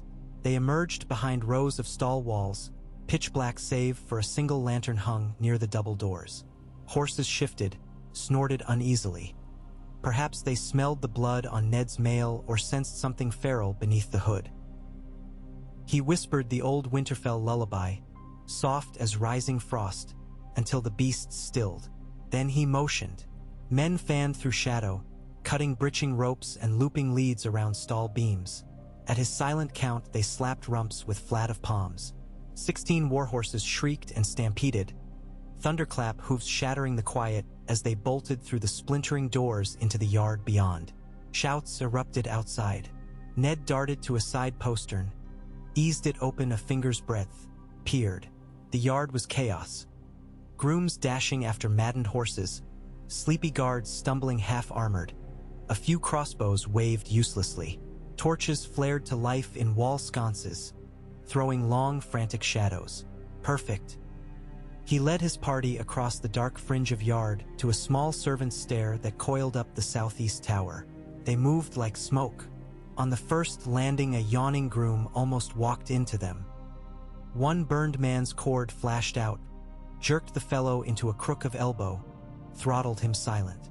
Another flight up brought them to a guardroom. 2 men dicing, Laughing, Ned signaled 3, 2, 1. Arrows whispered. Dice still rattled when the bodies slumped. Beyond lay the gatehouse mechanism chamber. Iron-shod wheels, counterweights, the heavy winch that controlled the main portcullis. Lanterns guttered on hooks, illuminating dust moats. 2 Bolton sergeants paced opposite ends, warming hands over a brazier. Ned stepped from the stair, blade point down to mute footfalls. A loose board creaked.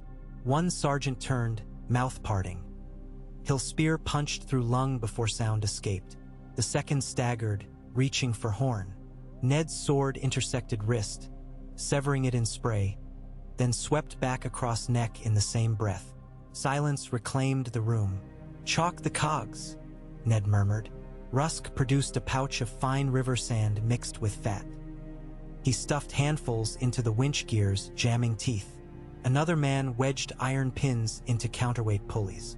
The portcullis could still be raised, but only slowly, screeching loud as a dying boar. Surprise enough bought. They spilled down the interior passage that slanted toward the inner ward. Through arrow loop slits, Ned saw the other half of their plan bloom. Distant flashes at the barbican. Flaming arrows arcing into courtyard banners. Roar of angered Dreadfort men. Causeway's ruse had taken root. Now to cut it deep. A broad stair ended at the great hall's antechamber. Tapestries of pink-skinned victims lined cedar walls. Crimson torchlight licking flayed flesh embroidered in silk. A sickly sweet spice burned in braziers, so strong Ned gagged. Ramsay Snow's taste, no doubt. At the arched doors, 2 mailed sentries stood perplexed, heads cocked to distant tumult. Hillmen rushed them in silence, daggers puncturing clinks between gorget rings. One dropped gurgling. The other had breath to half-shout, but spearwife Tala buried her axe in helm before note rose. Inside, roasting fires lay banked low. For long tables, benches empty. At high dais, a pair of musicians slept curled under bearskin. Ned's men ghosted through. He pointed upward, minstrel's gallery. Rusk and an archer ascended, bows ready. The rest followed Ned into a side passage that led toward Lord's apartments. The hallway stank of leech water and vinegar. Candles guttered in iron claws. They passed an ajar door revealing a chamber-lined floor to rafters with glass jars. Hearts, tongues, pale coils Ned would not name floating in murk. Oversweet perfume veille de corruption. He swallowed bile, pressed on. Voices drifted ahead, low and controlled. He slowed, signaled stop, edged to keyhole in carved elm door. Within a lamplit solar, Roose Bolton reclined on velvet-cushioned chair, white leech marks fresh on neck. Opposite, a leather-clad captain reported, breath fogging. Behind Roose stood a tall youth with greasy black hair and pale eyes, Ramsay Snow, idly stropping a curved skinning blade. Ned's pulse thudded. "Hold the yard," Roose murmured. "The disturbance is diversion. Double watch on the kennel tunnel. If the intruders breach the keep, fall back to the cells with the hostages. Kill them if capture seems likely." "Lord," the captain bowed. "Hostages, who?" Ned's stomach iced. He stepped back, whispered orders. Tala and 2 burned men circle by servant hall, bar outer door. Archers cover corridor. Hill spears advance with him. Hearts thrummed. He kicked the solar door wide. Bolton's head snapped up, calm eyes widening a hair. Ramsay's grin split, eager. The captain reached for sword but took Rusk's arrow through throat. He toppled, gagging. Ned stepped into firelight, hood falling. "Roose, the lord of the Dreadfort rose like mist. So the ghost has flesh." His voice remained soft as moldcloth. Eddard Stark, I presume. "These walls belong to the north," Ned said. "Your banners fall tonight." "They already fell long ago," Ramsay chuckled, blade twitching. "You only never heard the scream." Ned ignored him. "Call off your men. Surrender and answer for treason to your liege." Roose stroked fingertips across leech scar. "Treason is a matter of perspective. I find the lion's gold glitters bright even in winter gloom. Yet coin is but one metal. You bring another." He tilted head. "Ned Stark, dying once made you legend. Living twice may unmake you. Enough words. Ned advanced. Ramsay leapt forward shrieking. Their blades rang. Ramsay's style was frantic cruelty. Slashes aimed for face, groin, trying to carve pain. Ned parried, countered with disciplined arcs, channeling anger into ice. Ramsay lunged, point grazing Ned's thigh. Ned pivoted, pommel smashed mouth. Teeth spattered boards. Ramsay staggered, hissed through blood strings. Bolton moved too. Hand slipping within sleeve for slim dirk tipped with dark smear. An arrow sprouted in his forearm before blade cleared. He hissed, snapping shaft. Rusk knocked second arrow. Ramsay feinted high, spun low. His knife kissed Ned's calf. Pain lanced. Ned answered with downward cleave that bit into the bastard's shoulder diagonal to chest. Leather split, blood fountain. Ramsay backpedaled shrieking. Ned pressed but Roose loosed the dirk, whipping seaside over his son's head toward Ned's heart.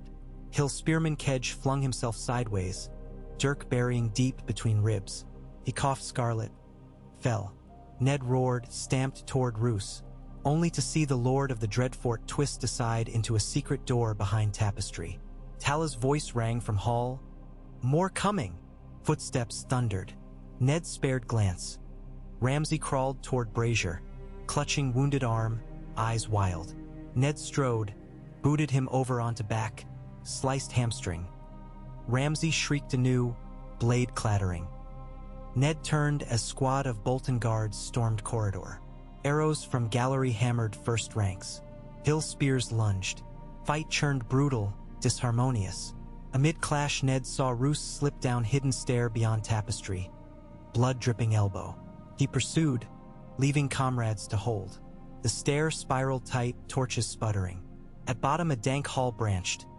Roose limped left, through iron-bound door banging shut. Ned slammed after, burst into circular chamber ringed with cages. Hostages. 2 washerwomen, a gray-bearded Karstark retainer, 3 children, gagged, chained. Roose stood among them, dirk now in other hand poised at a child's throat. One more step, he whispered. Ned froze, blade lowered. The child sobbed, wide eyes reflecting torch. Ned measured distance, 8 paces, obstacles of straw and shackles. Too far. Voice boomed behind. Lord Bolton. Cosser slipped through doorway.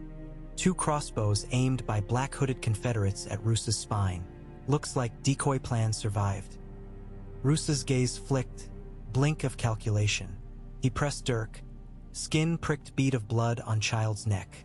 Cosser's tone never wavered. Drop blade. Kneel, hands high. Roose smiled, serpent slight, released hostage, but flung dirk at near crossbowman. Steel sank eye. In same breath he hauled hidden lever. Chains overhead jerked. A portcullis crashed down between him and Ned. Smoke puffed from vents. Torches guttered to dark. Roose vanished through side grate sliding shut. Cosser cursed, loosed bolt, but too late. Ned rattled bars. Nobody. He exhaled through teeth, forced calm. Free them, he ordered. His men hurried to keys on wall, unlocking shackles, cutting gags. The Karstark retainer bowed raggedly. My lord, thought Stark blood ended. Ends tonight only for traitors. Ned knelt to the children, wiped tears, promised safe hearth. Their hands clutched his furs with desperate trust. From above came muffled clangs, battle still raging. Ned turned to Cosser. Roose heads for the kennels. Secret Worm rode their meets east postern. Can you intercept? I am Shadow, Cosser replied, already moving. Bring him. Ned's voice chilled stone. He gathered hostages, led them back up stair to solar corridor now strewn with Bolton bodies. Rusk still stood guard, bleeding from nick above brow. Tala emerged, dragging Ramsay by collar like spoiled pup, bastard's wound bound with rough rag. He squeals but lives, she said. Chain him. Ned's gaze bored into Ramsay. The bastard quailed, eyes flicking doorward, perhaps hoping father's return. When iron cools, call Meej Mormont. She has questions about flayed daughters. Screams rose anew from ward. The portcullis Ned had sabotaged earlier shrieked as defenders tried to lift it. Jammed gears shrilled, snapped. A roar of panic followed. The western gate, left unmolested, now stood open. From outside horns sounded.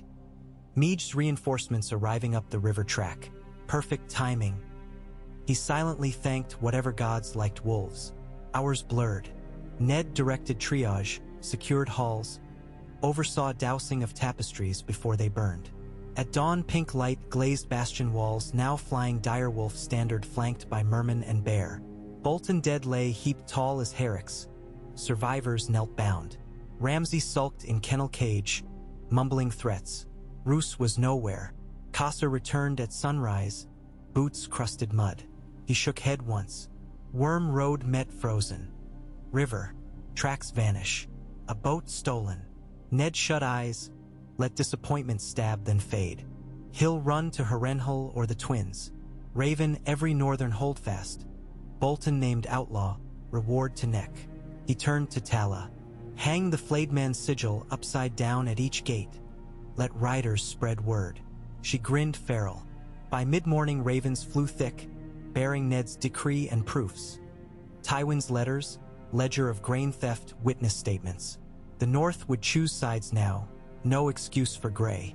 In the great hall a council convened. Robb arrived by dusk, weary from forced ride. Grey wind bounded first through shattered door, muzzle snuffling blood tang, but calmed at Ned's steady hand upon scruff. Father and son clasped forearms before assembled lords. Manderly, Mormont, Karstark heir Harrion newly freed, Deepwood's young Lord Roderick. Gasps echoed, eyes welled. Some knelt. Ned raised them. No kneeling, he said. I am a shade when seen by Southrons. Let that tale persist. Here, I am only a voice. He laid parchment maps across table. Tywin Lannister withdraws west to secure Herrenhal and river crossings. Bolton slithers to him. Fry stands untrustworthy. Our path. Seal the neck, hold Moat Kaelin, then punch south before lions regroup.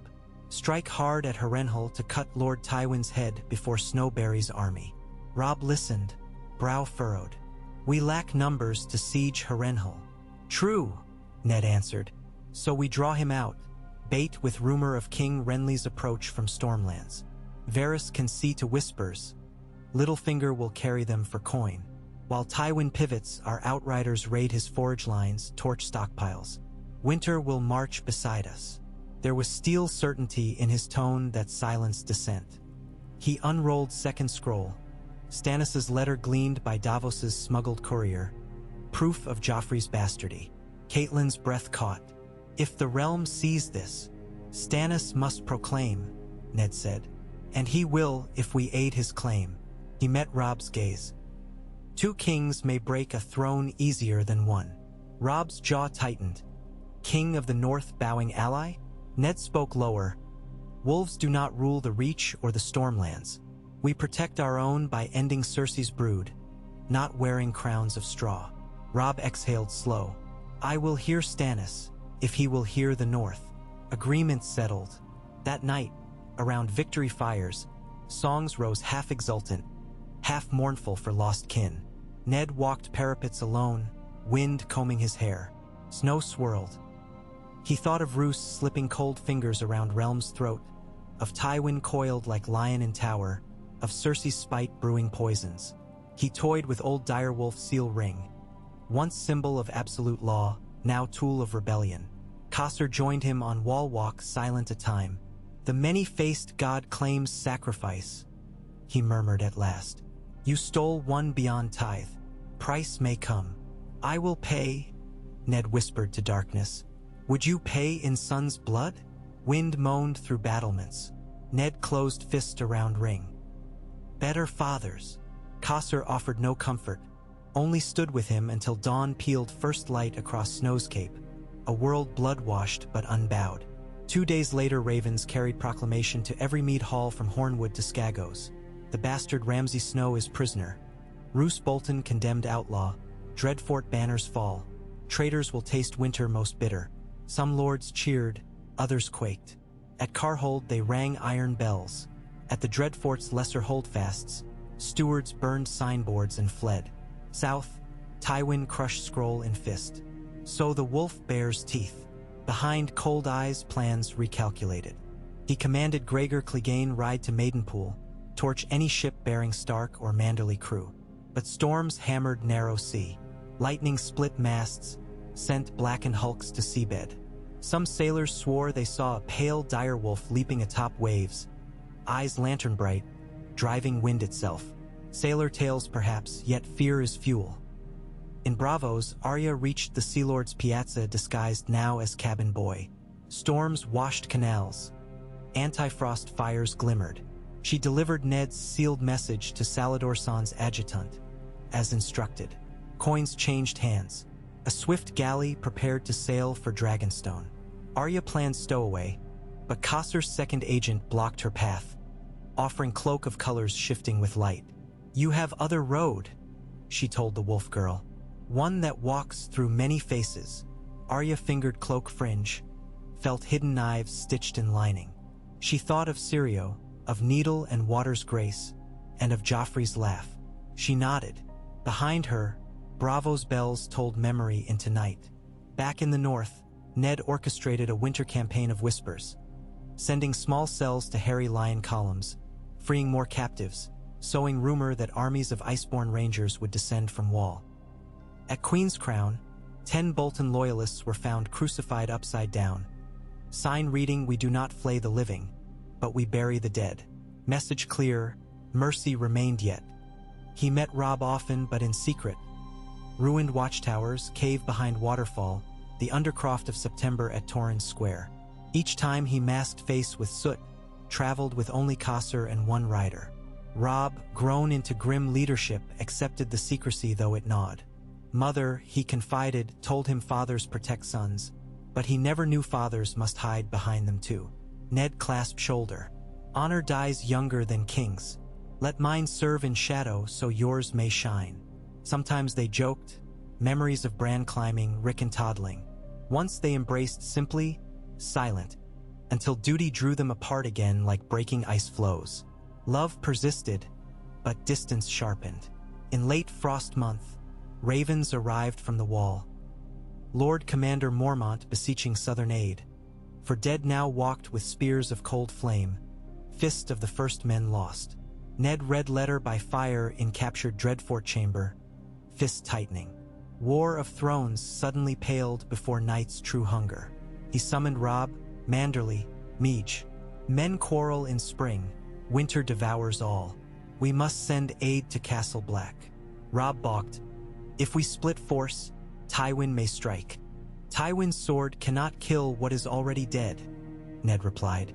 But if Wall falls, lion and wolf alike bleed under endless dark. Council argued.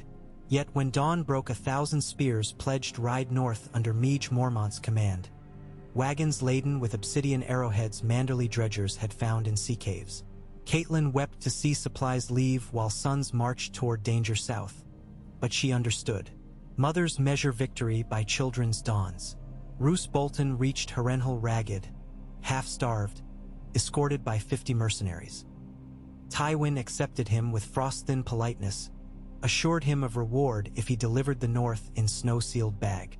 Roose bowed, eyes hooded, plans brewed, wedding, rivers of wine, rivers of blood. He whispered to Walder Frey of red banners, redder floors. Frey listened, skin papery as old vellum, and licked lips. Spring on calendars never touched Westeros that year. Snowstorms thudded roofs into midsummer. Crops failed. Wolves roamed riverlands. Fisherfolk whispered the old rhyme. When direwolf hunts and kraken thrashes, night snow shall blanket king and ashes. Some laughed, but fewer each week. In King's Landing, Cersei tightened rations, raised taxes. Riot sparks flew. Joffrey ordered tongue of every rioter removed. Executioners ran out of knives. High Septon preached this winter a scourge from gods to punish bastard king's sin. He died choking on clotted wine next eve. Rumor claimed an invisible wolf clawed his throat. At Moat Cailin, Ned met giants of stone. The Rhyolite towers whispered battles long dead, yet still they guarded Causeway. He studied cracks, planned repairs. Robb's masons would set new hoardings. He traced grooves of ancient runes, wondering if first men foreknew dread to come. He left a spear of weirwood on altar, silent prayer for guidance. While there, a hooded courier reached him, Stannis' sigil wax, the letter within crisp, truth of bastardy accepted. Baratheon banners will march when snows allow. Wolf may have south flank if Wolf bends knee to rightful king. Ned folded parchment. He penned reply, wolves kneel to none yet bend win to ally. Prove right with steel at Herrenhal, then speak of oaths. He signed only with dire wolf drawn in ash. Courier gone, Ned turned to Causeway. South fire soon. The faceless man's eyes gleamed behind mask. And winter answers, he said. Paths converged, threads thicker. Robb's host encamped 3 leagues outside Herrenhal, screened by alder groves. Stannis approached from Stormlands, banners of fiery heart, reinforced by cell sails of Salador.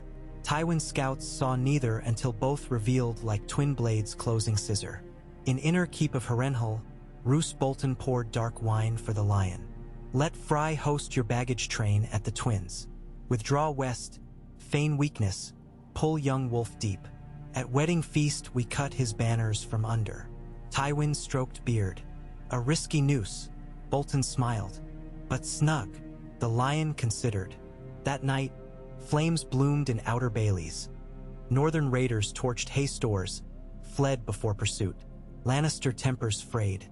Roose watched from Widow's Walk, expression unreadable. Perhaps he sensed a bigger blaze still kindling. Ned's shadow host, whittled to 300 but seasoned, circled Herrenhal like silent wind, cutting couriers, poisoning wells. Twice Tywin sent Gregor Clegane to root ghosts. Twice he returned with ashes of empty camps. Frustration sweated from every lion helm. And always the rumor preceded. The dead Stark walks, flays the flayer, hunts the lion. Even Lannister warhorses skittish at distant howls. On the 3rd night of siege, snow fell so thick campfires seemed submerged in milk. Ned crouched with Robb and Stannis inside abandoned granary, crude map weighted by stones. Grey Wind and Stannis' dog, Proudwing, paced uneasy round outside. Robb tapped line of trenches. Dawn assault on western breach while Stannis storms lakeside. Stannis grunted approval. My men will burn any ship that tries slip south. Ned studied layout. Gregor Clegane remains hammer. We lure him out on causeway, break under archer rain. And if Bolton stirs vipers at twins? Robb asked. Ned's smile held no mirth. Bolton has viper fangs, but Fry provides basket. I intend crush both. He unrolled second map. Path north to twins marked by secret ferry crossing. Stannis lifted brow. A strike behind walls during wedding? The Red Twins will host a redder feast, Ned said. Snow swirled through roof gaps, settling on parchment like white ash. Plans solidified. Battle of Herrenhal dawned under bruised sky. Horns blared, wolves howled. Stannis' scorpions hurled stone into Lake Tower. Robb's spearmen surged through Willow Trench. Ned's shadows cut behind lines. At second bell Gregor charged gate to meet Robb, but found causeway greased with lard hidden under powdery snow. Warhorses skidded, colliding. Archers loosed from blind pits. Arrows fell like sleet. Gregor roared, hacked bodies clear, pressed on, but Grey Wind sprang, hamstringing mount. The mountain tumbled, rose swinging greatsword, meeting Robb's guard. They dueled amid sludge, sparks lighting gloom. Robb's blade scored chest, yet Gregor's strength hammered back. Teetered until Ned appeared, sword intercepting fatal blow. Father and son fought side by side, dance of ice and youth. Grey Wind fainted, sank teeth into Clegane's calf. A thrust, a twist, a howl. Gregor fell to knees. Robb's sword pierced gorget. The mountain toppled, earth shaking one last time. Lion banners wavered. Lannister captains saw gatehouse aflame, Lake Tower collapsing under Stannis' catapult chainlash. Bolton's held inner ward, but Stannis' cell sails clambered battlements.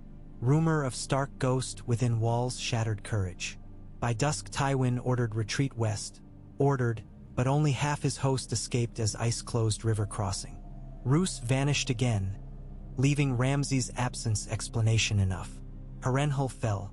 Inside throne room of melted stone, Ned, Robb, and Stannis met amid torch smoke. Stannis accepted Gregor's head, blood still steaming, as gift for justice of king's blood spilled. He stared, expression granite, then nodded once. The throne yet sits Joffrey spawn. Unite armies. We ride at dawn. Robb's chin lifted. We ride, but North kneels to none. Then bend thrones, Stannis snapped. Do as you will after war. Catelyn stepped forward, voice calm. Win first, crown after. Men breathed, tension easing like drawn bowstring released. Ned watched Stannis' eyes and saw hunger colder than any north storm. Yet lesser of evils, perhaps. Dead men to the north, lions to the west, vipers in riverlands. Alliances were shields of thin ice. Still, better a thin shield than none. Roose escaped with few men to twins. Their Walder Frey fated him with hot wine, promised daughter for solace. Roose accepted, but eyes stayed on door, expecting wolves behind every smile. He slept little, dreamt a flayed wolf howling out of skin to devour. Night before March, Ned sat alone among Herrenhal's burned library ruins, parchments curling in dying fire. He found a scrap of Septon Chronicle, tale of Bran the Builder raising wall against wild night. He traced faded runes, heartbeat steady. Cycle turned again. Darkness moved south, kingdoms squabbled. But wolves learned, stones remembered, ice forgave nothing. Footsteps. Robb. He lowered onto broken bench beside his father. No words. They watched sparks drift.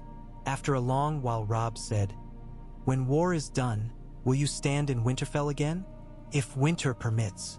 Robb swallowed. "And if it doesn't? Then remember I walked for you." Ned squeezed his son's shoulder. "For all of you, and for better dawn." Robb's eyes shone. "We'll see that dawn together." Ned hoped so, but made no promise. Dawn drums thudded next cold morning. Northmen, Stormlanders, and Riverlord levies formed columns stretching beyond horizon, banners cracking. Direwolf walked beside Fiery Stag. At front rode two kings, one crowned by loyal hearts, one by righteousness unyielding, and between them a man many thought a ghost, hood down now, face scar-etched, hair gray as rime. Soldiers murmured his name like prayer. Gates swung wide. The great host thundered south, snow swirling around hooves, steam rising like breath of giants. Behind them Herrenhal's wrecked spires speared sky.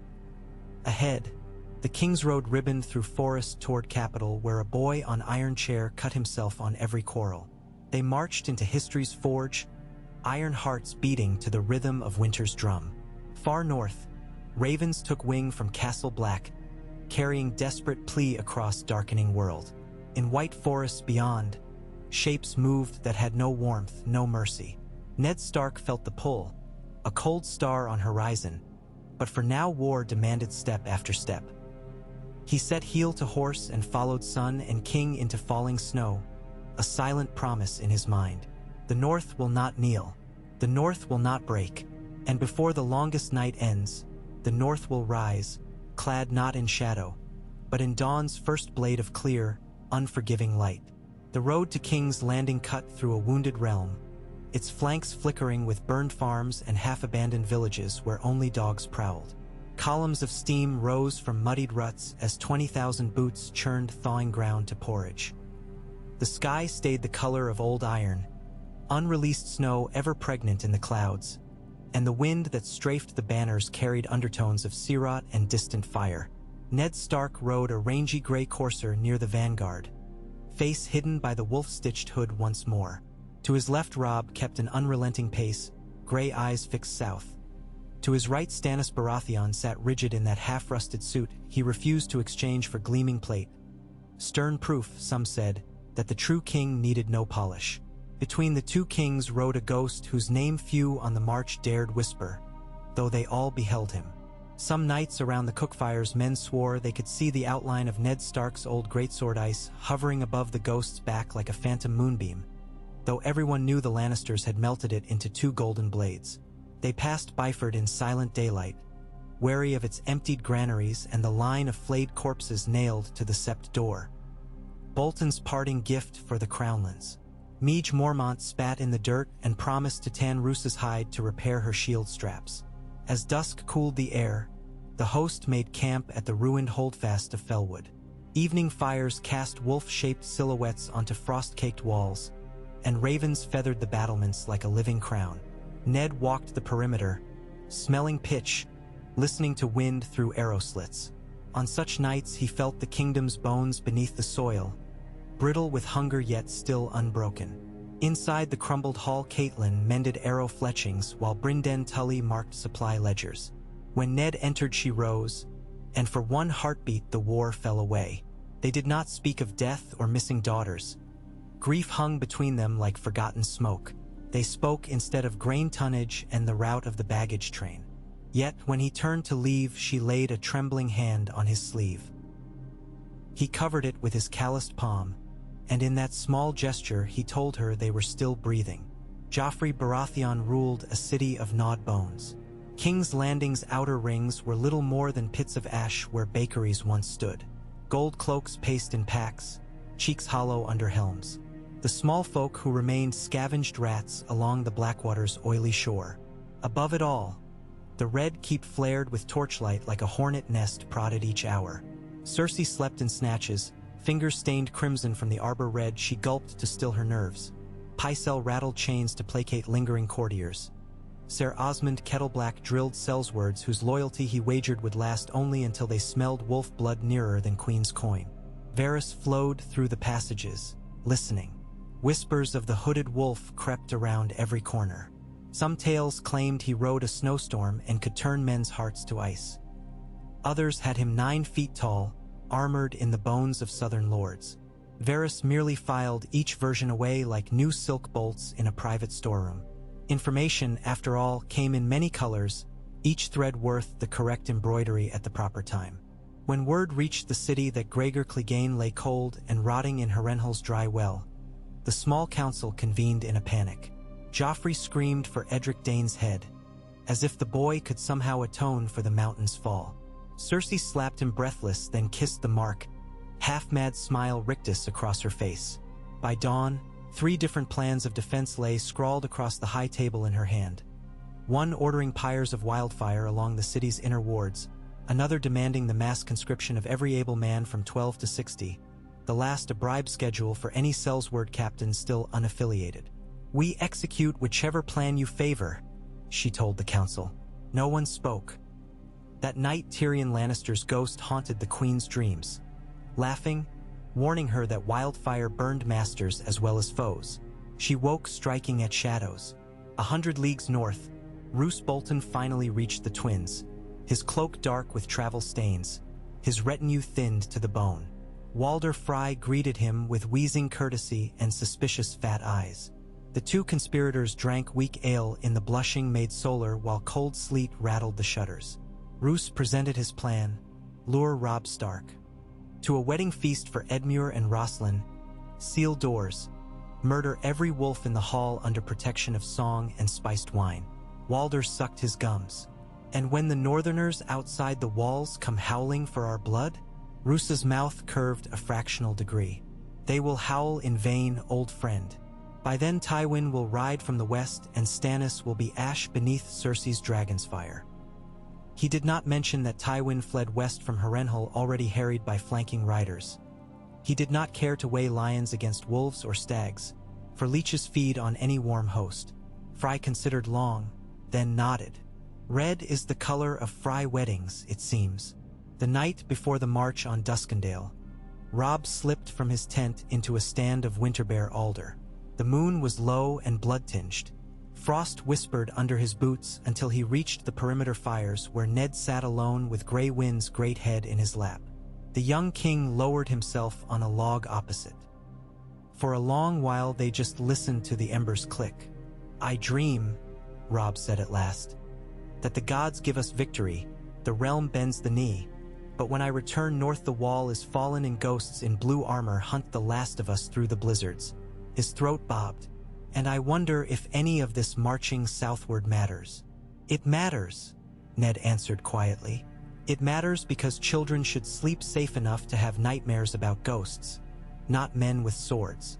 You always make it simple, Robb said. It was never simple, Ned corrected. I merely hide the knots. He ran fingers through Grey Wind's fur. If winter reaches us before we settle the throne, we face the dark divided. So we break the throne's false king first, then ride for the wall together. Wolves, stags, even lions should they repent. Robb looked up, surprised. You would spare the lions? I would demand their swords, Ned said. But winter devours grudges. He paused, then offered his son a small smile. Keep dreaming, Robb. Dreams warn us when pride makes us deaf. Robb rose but hesitated. Father, are you proud of me? Even after the crowns and battles and secrets? Ned met his eyes. I was proud the day you held your baby brother in the snow and swore never to drop him. Everything since has only proven you meant it. Robb's breath hitched. He nodded once, and the man he had become walked back through embers to ready another dawn. They struck Duskendale like an ice axe. Stannis' ships pounded the harbor walls while Manderly crossbowmen climbed ladders draped in sea-soaked tarps that muffled their clanging. Ned's shadow host knifed through the old drainage culverts again. His men joked the hooded wolf had a taste for sewers, and at the height of battle the direwolf banner unfurled atop Dun Fort's eastern tower. By dusk, Lannister garrison lay broken, and grain stores enough for 6 months filled northern wagons. The host rolled on.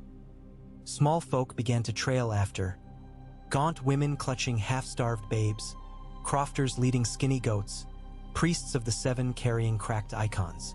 Ned ordered camp kitchens doubled and posted guards to keep his men from preying on refugees. Stannis barked that mouths slowed the march. Ned barked back that soldiers fight better when they know their march buys hope. The hooded ghost and the Iron King glared across frost-churned mud until Robb stepped between and reminded them who the true enemy was. 2 mornings later, they caught a whiff of salt on the breeze. The sea, Blackwater Bay's outer fingers. King's Landing's walls shimmered in silver haze, its ramparts laced with wildfire pots every 50 feet, its gates reinforced by fresh oak and iron. From the highest parapet, a banner now flew unheard of in centuries. A red comet circling a golden lion. Cersei's new royal standard, sown by night to evoke the bleeding sky that once heralded dragons. It fluttered defiant against the pallid daylight. Ned studied it through a spyglass. Symbols woven in fear unravel quickly. Stannis took the glass after him. Symbols backed by wildfire hold a city long enough to burn. He called for siege lines, trebuchets hauled into battery. Rams bristled with iron boreheads. Robb deputized Manderly engineers to trench sappers toward the Mudgate, while Meage's women prepared scaling posts from black oaks cut at Darkwater. And all the while Ned's shadow host spread through surrounding hamlets, cutting every route a raven might take, paying each farmer triple in saltfish for silence.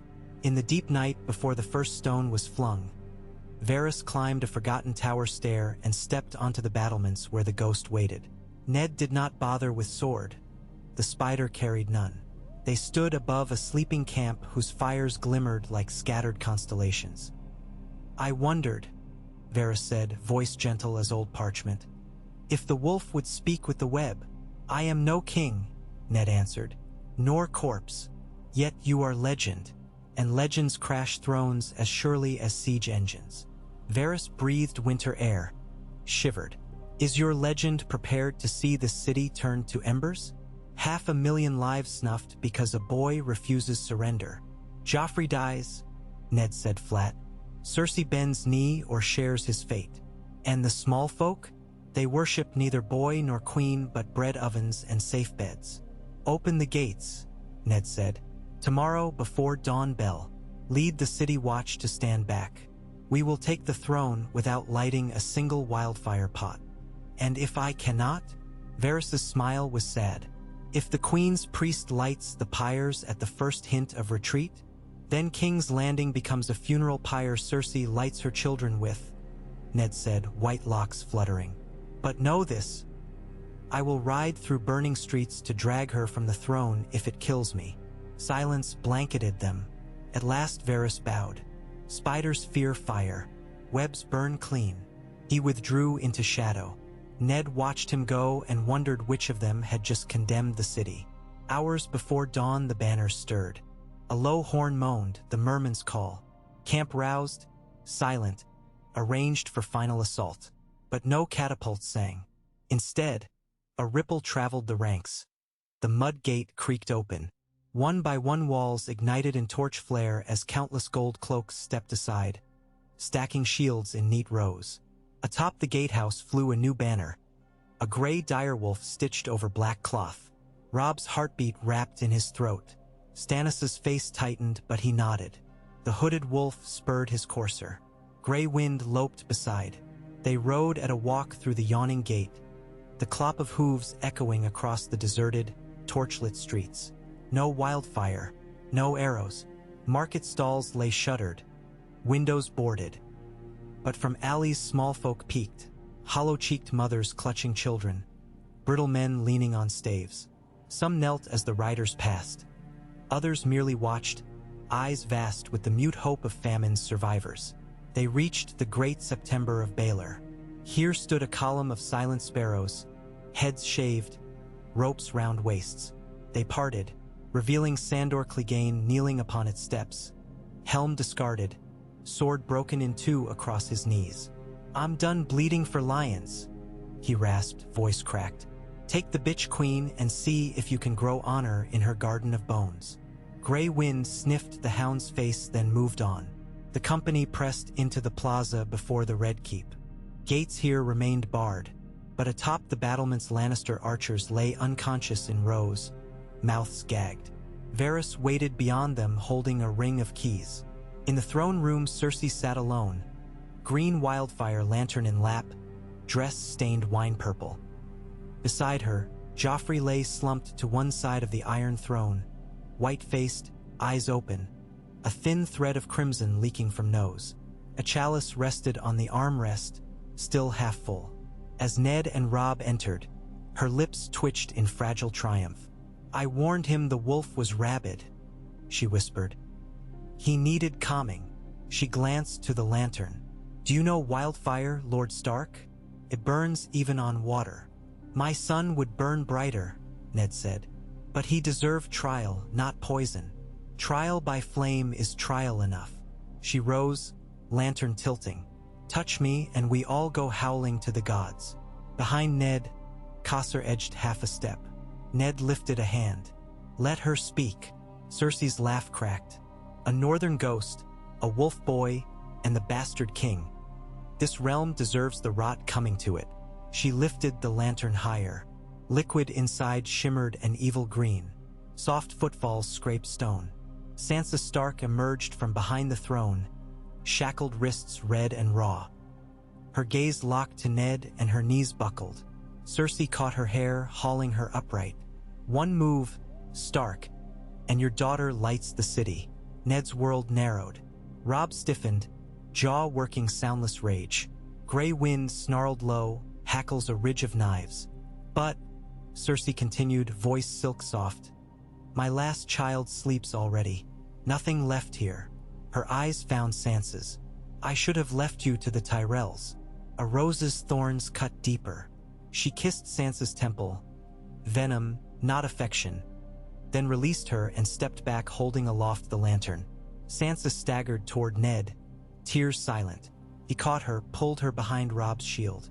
Cersei smiled, tipped the lantern, and poured wildfire over the throne.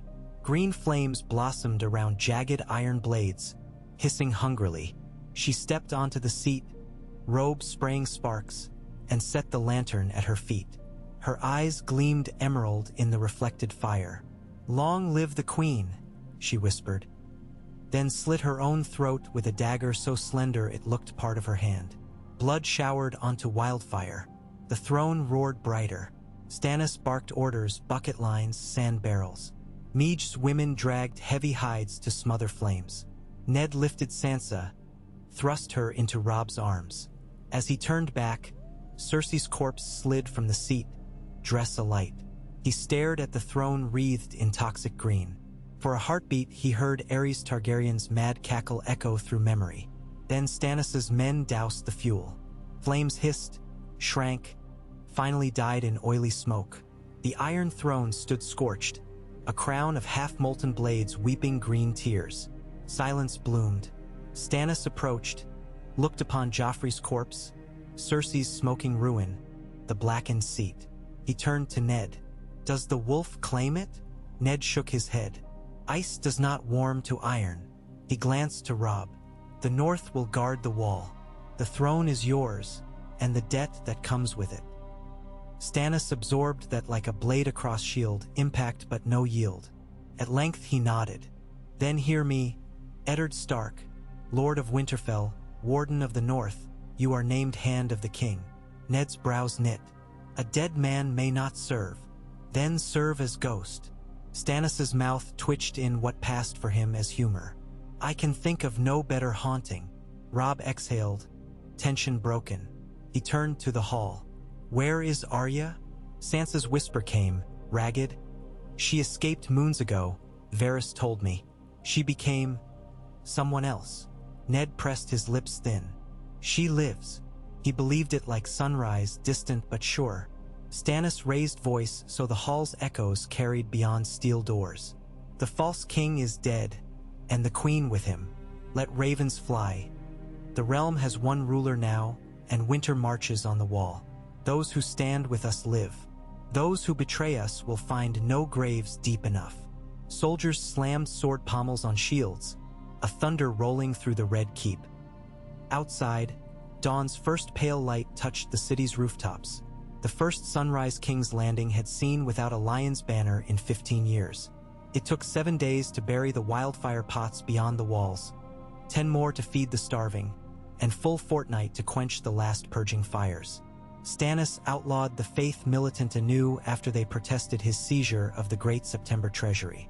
Ned dispatched ravens north, east, and west, calling banners to Winterfell, not for war of men, but of living against dead. Jon Arryn's grandson was summoned as new Lord Paramount of the Vale. The Dornish envoy arrived swearing cautious neutrality. Everywhere eyes turned from Iron Crown to Ice Wall. On the 5th night of peace, Robb and Ned walked atop Maegor's Holdfast. Stars shimmered cold above haze. Bells tolled for funeral of cities slain. "Stannis means to rebuild the fleet," Robb mused. "Then march. He hasn't sleep in 3 days." "Winter sleeps less," Ned replied. He studied his son's profile, lines of youth burned by war's kiln. "I need you north with mother and brothers. Reform Winter Watch, gather farmers into keeps, harvest every stockfish. The dead don't raid larders, but living do." Robb chewed lip. "I left the north for pride. I return for duty." He clasped his father's wrist. "We'll build walls within walls." Ned nodded. "And if Bolton or Fry still plot, let them taste northern justice." Gray wind lifted muzzle, eyes golden in starlight, and loosed a soft woof as if in oath. At the twins, Roose and Walder prepared hall for crimson rite.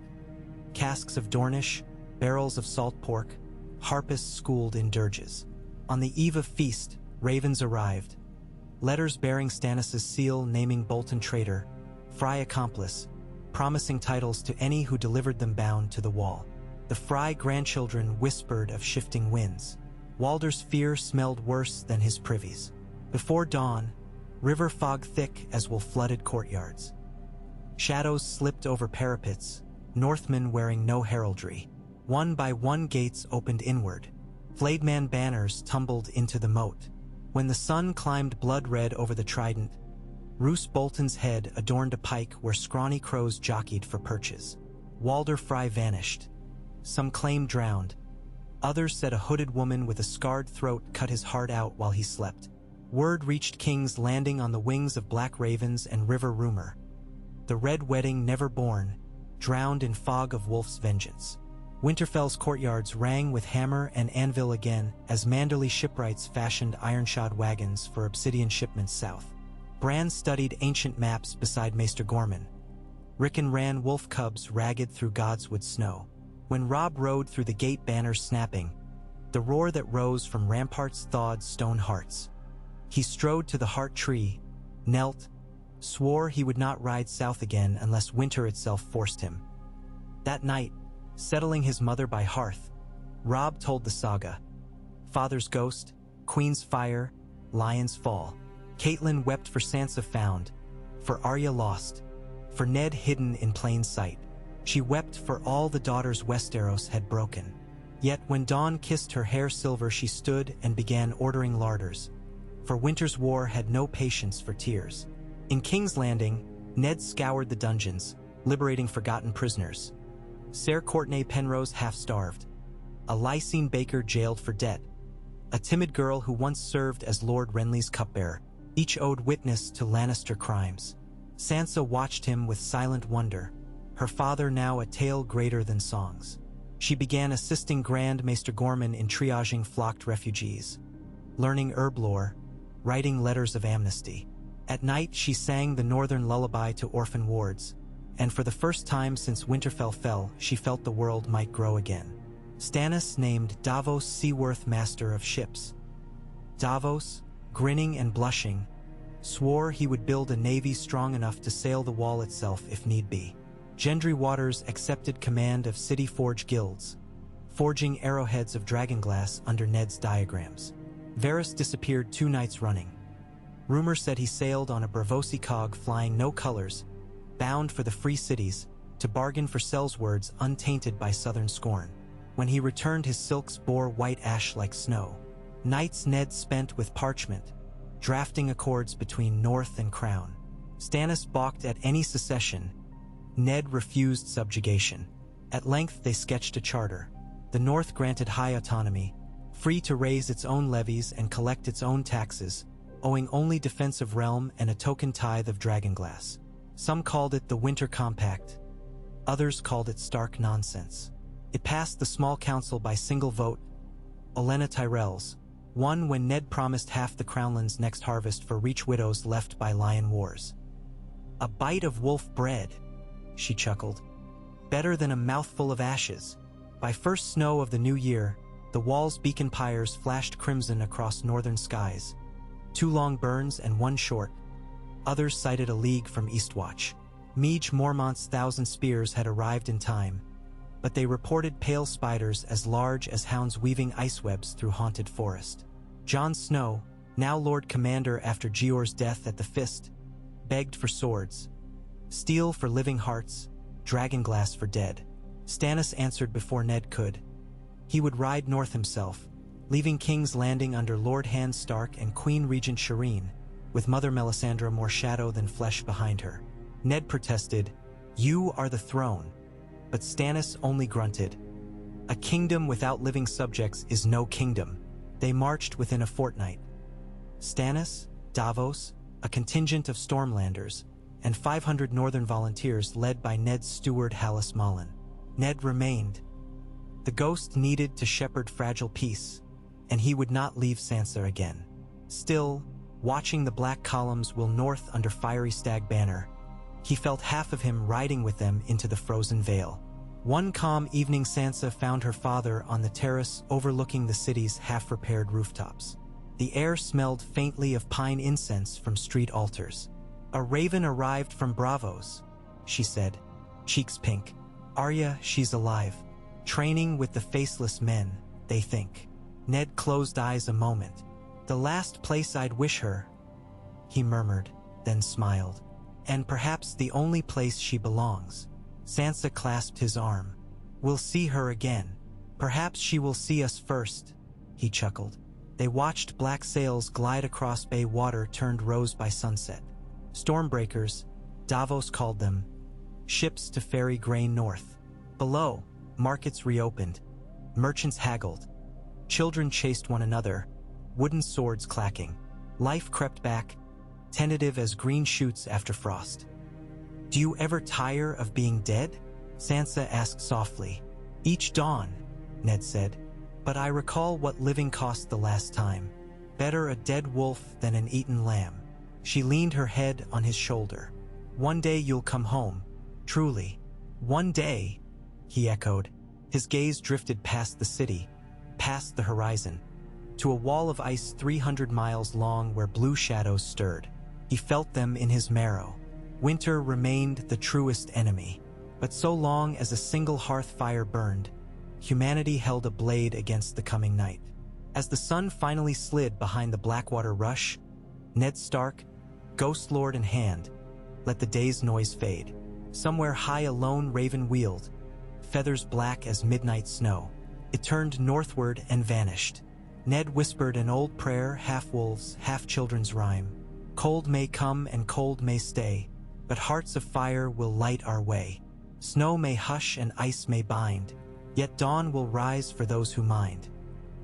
He looked down at his stitched hood, folded neatly by Sansa's hands. Tomorrow he would don it again, lead counsel, mend laws. Tomorrow he would remain the hooded wolf. But for this brief crimson dusk, he allowed himself to be simply Eddard, husband, father, the man who once taught a boy to sharpen a blade and a girl to ride with wild hair. A man with scars older than some kingdoms, but with hope still as fierce as his sea. Hildren's first cries. Below, the city lights winked alive, a constellation of mortal flame pricking the belly of night. Somewhere far beyond, the wall's signal fires surely answered. Between them, shadows moved, but so did light, and the old gods willing that would be enough. And thus the ghost watched the evening settle over King's Landing, silent promise etched across weathered face. Winter, come. We remember,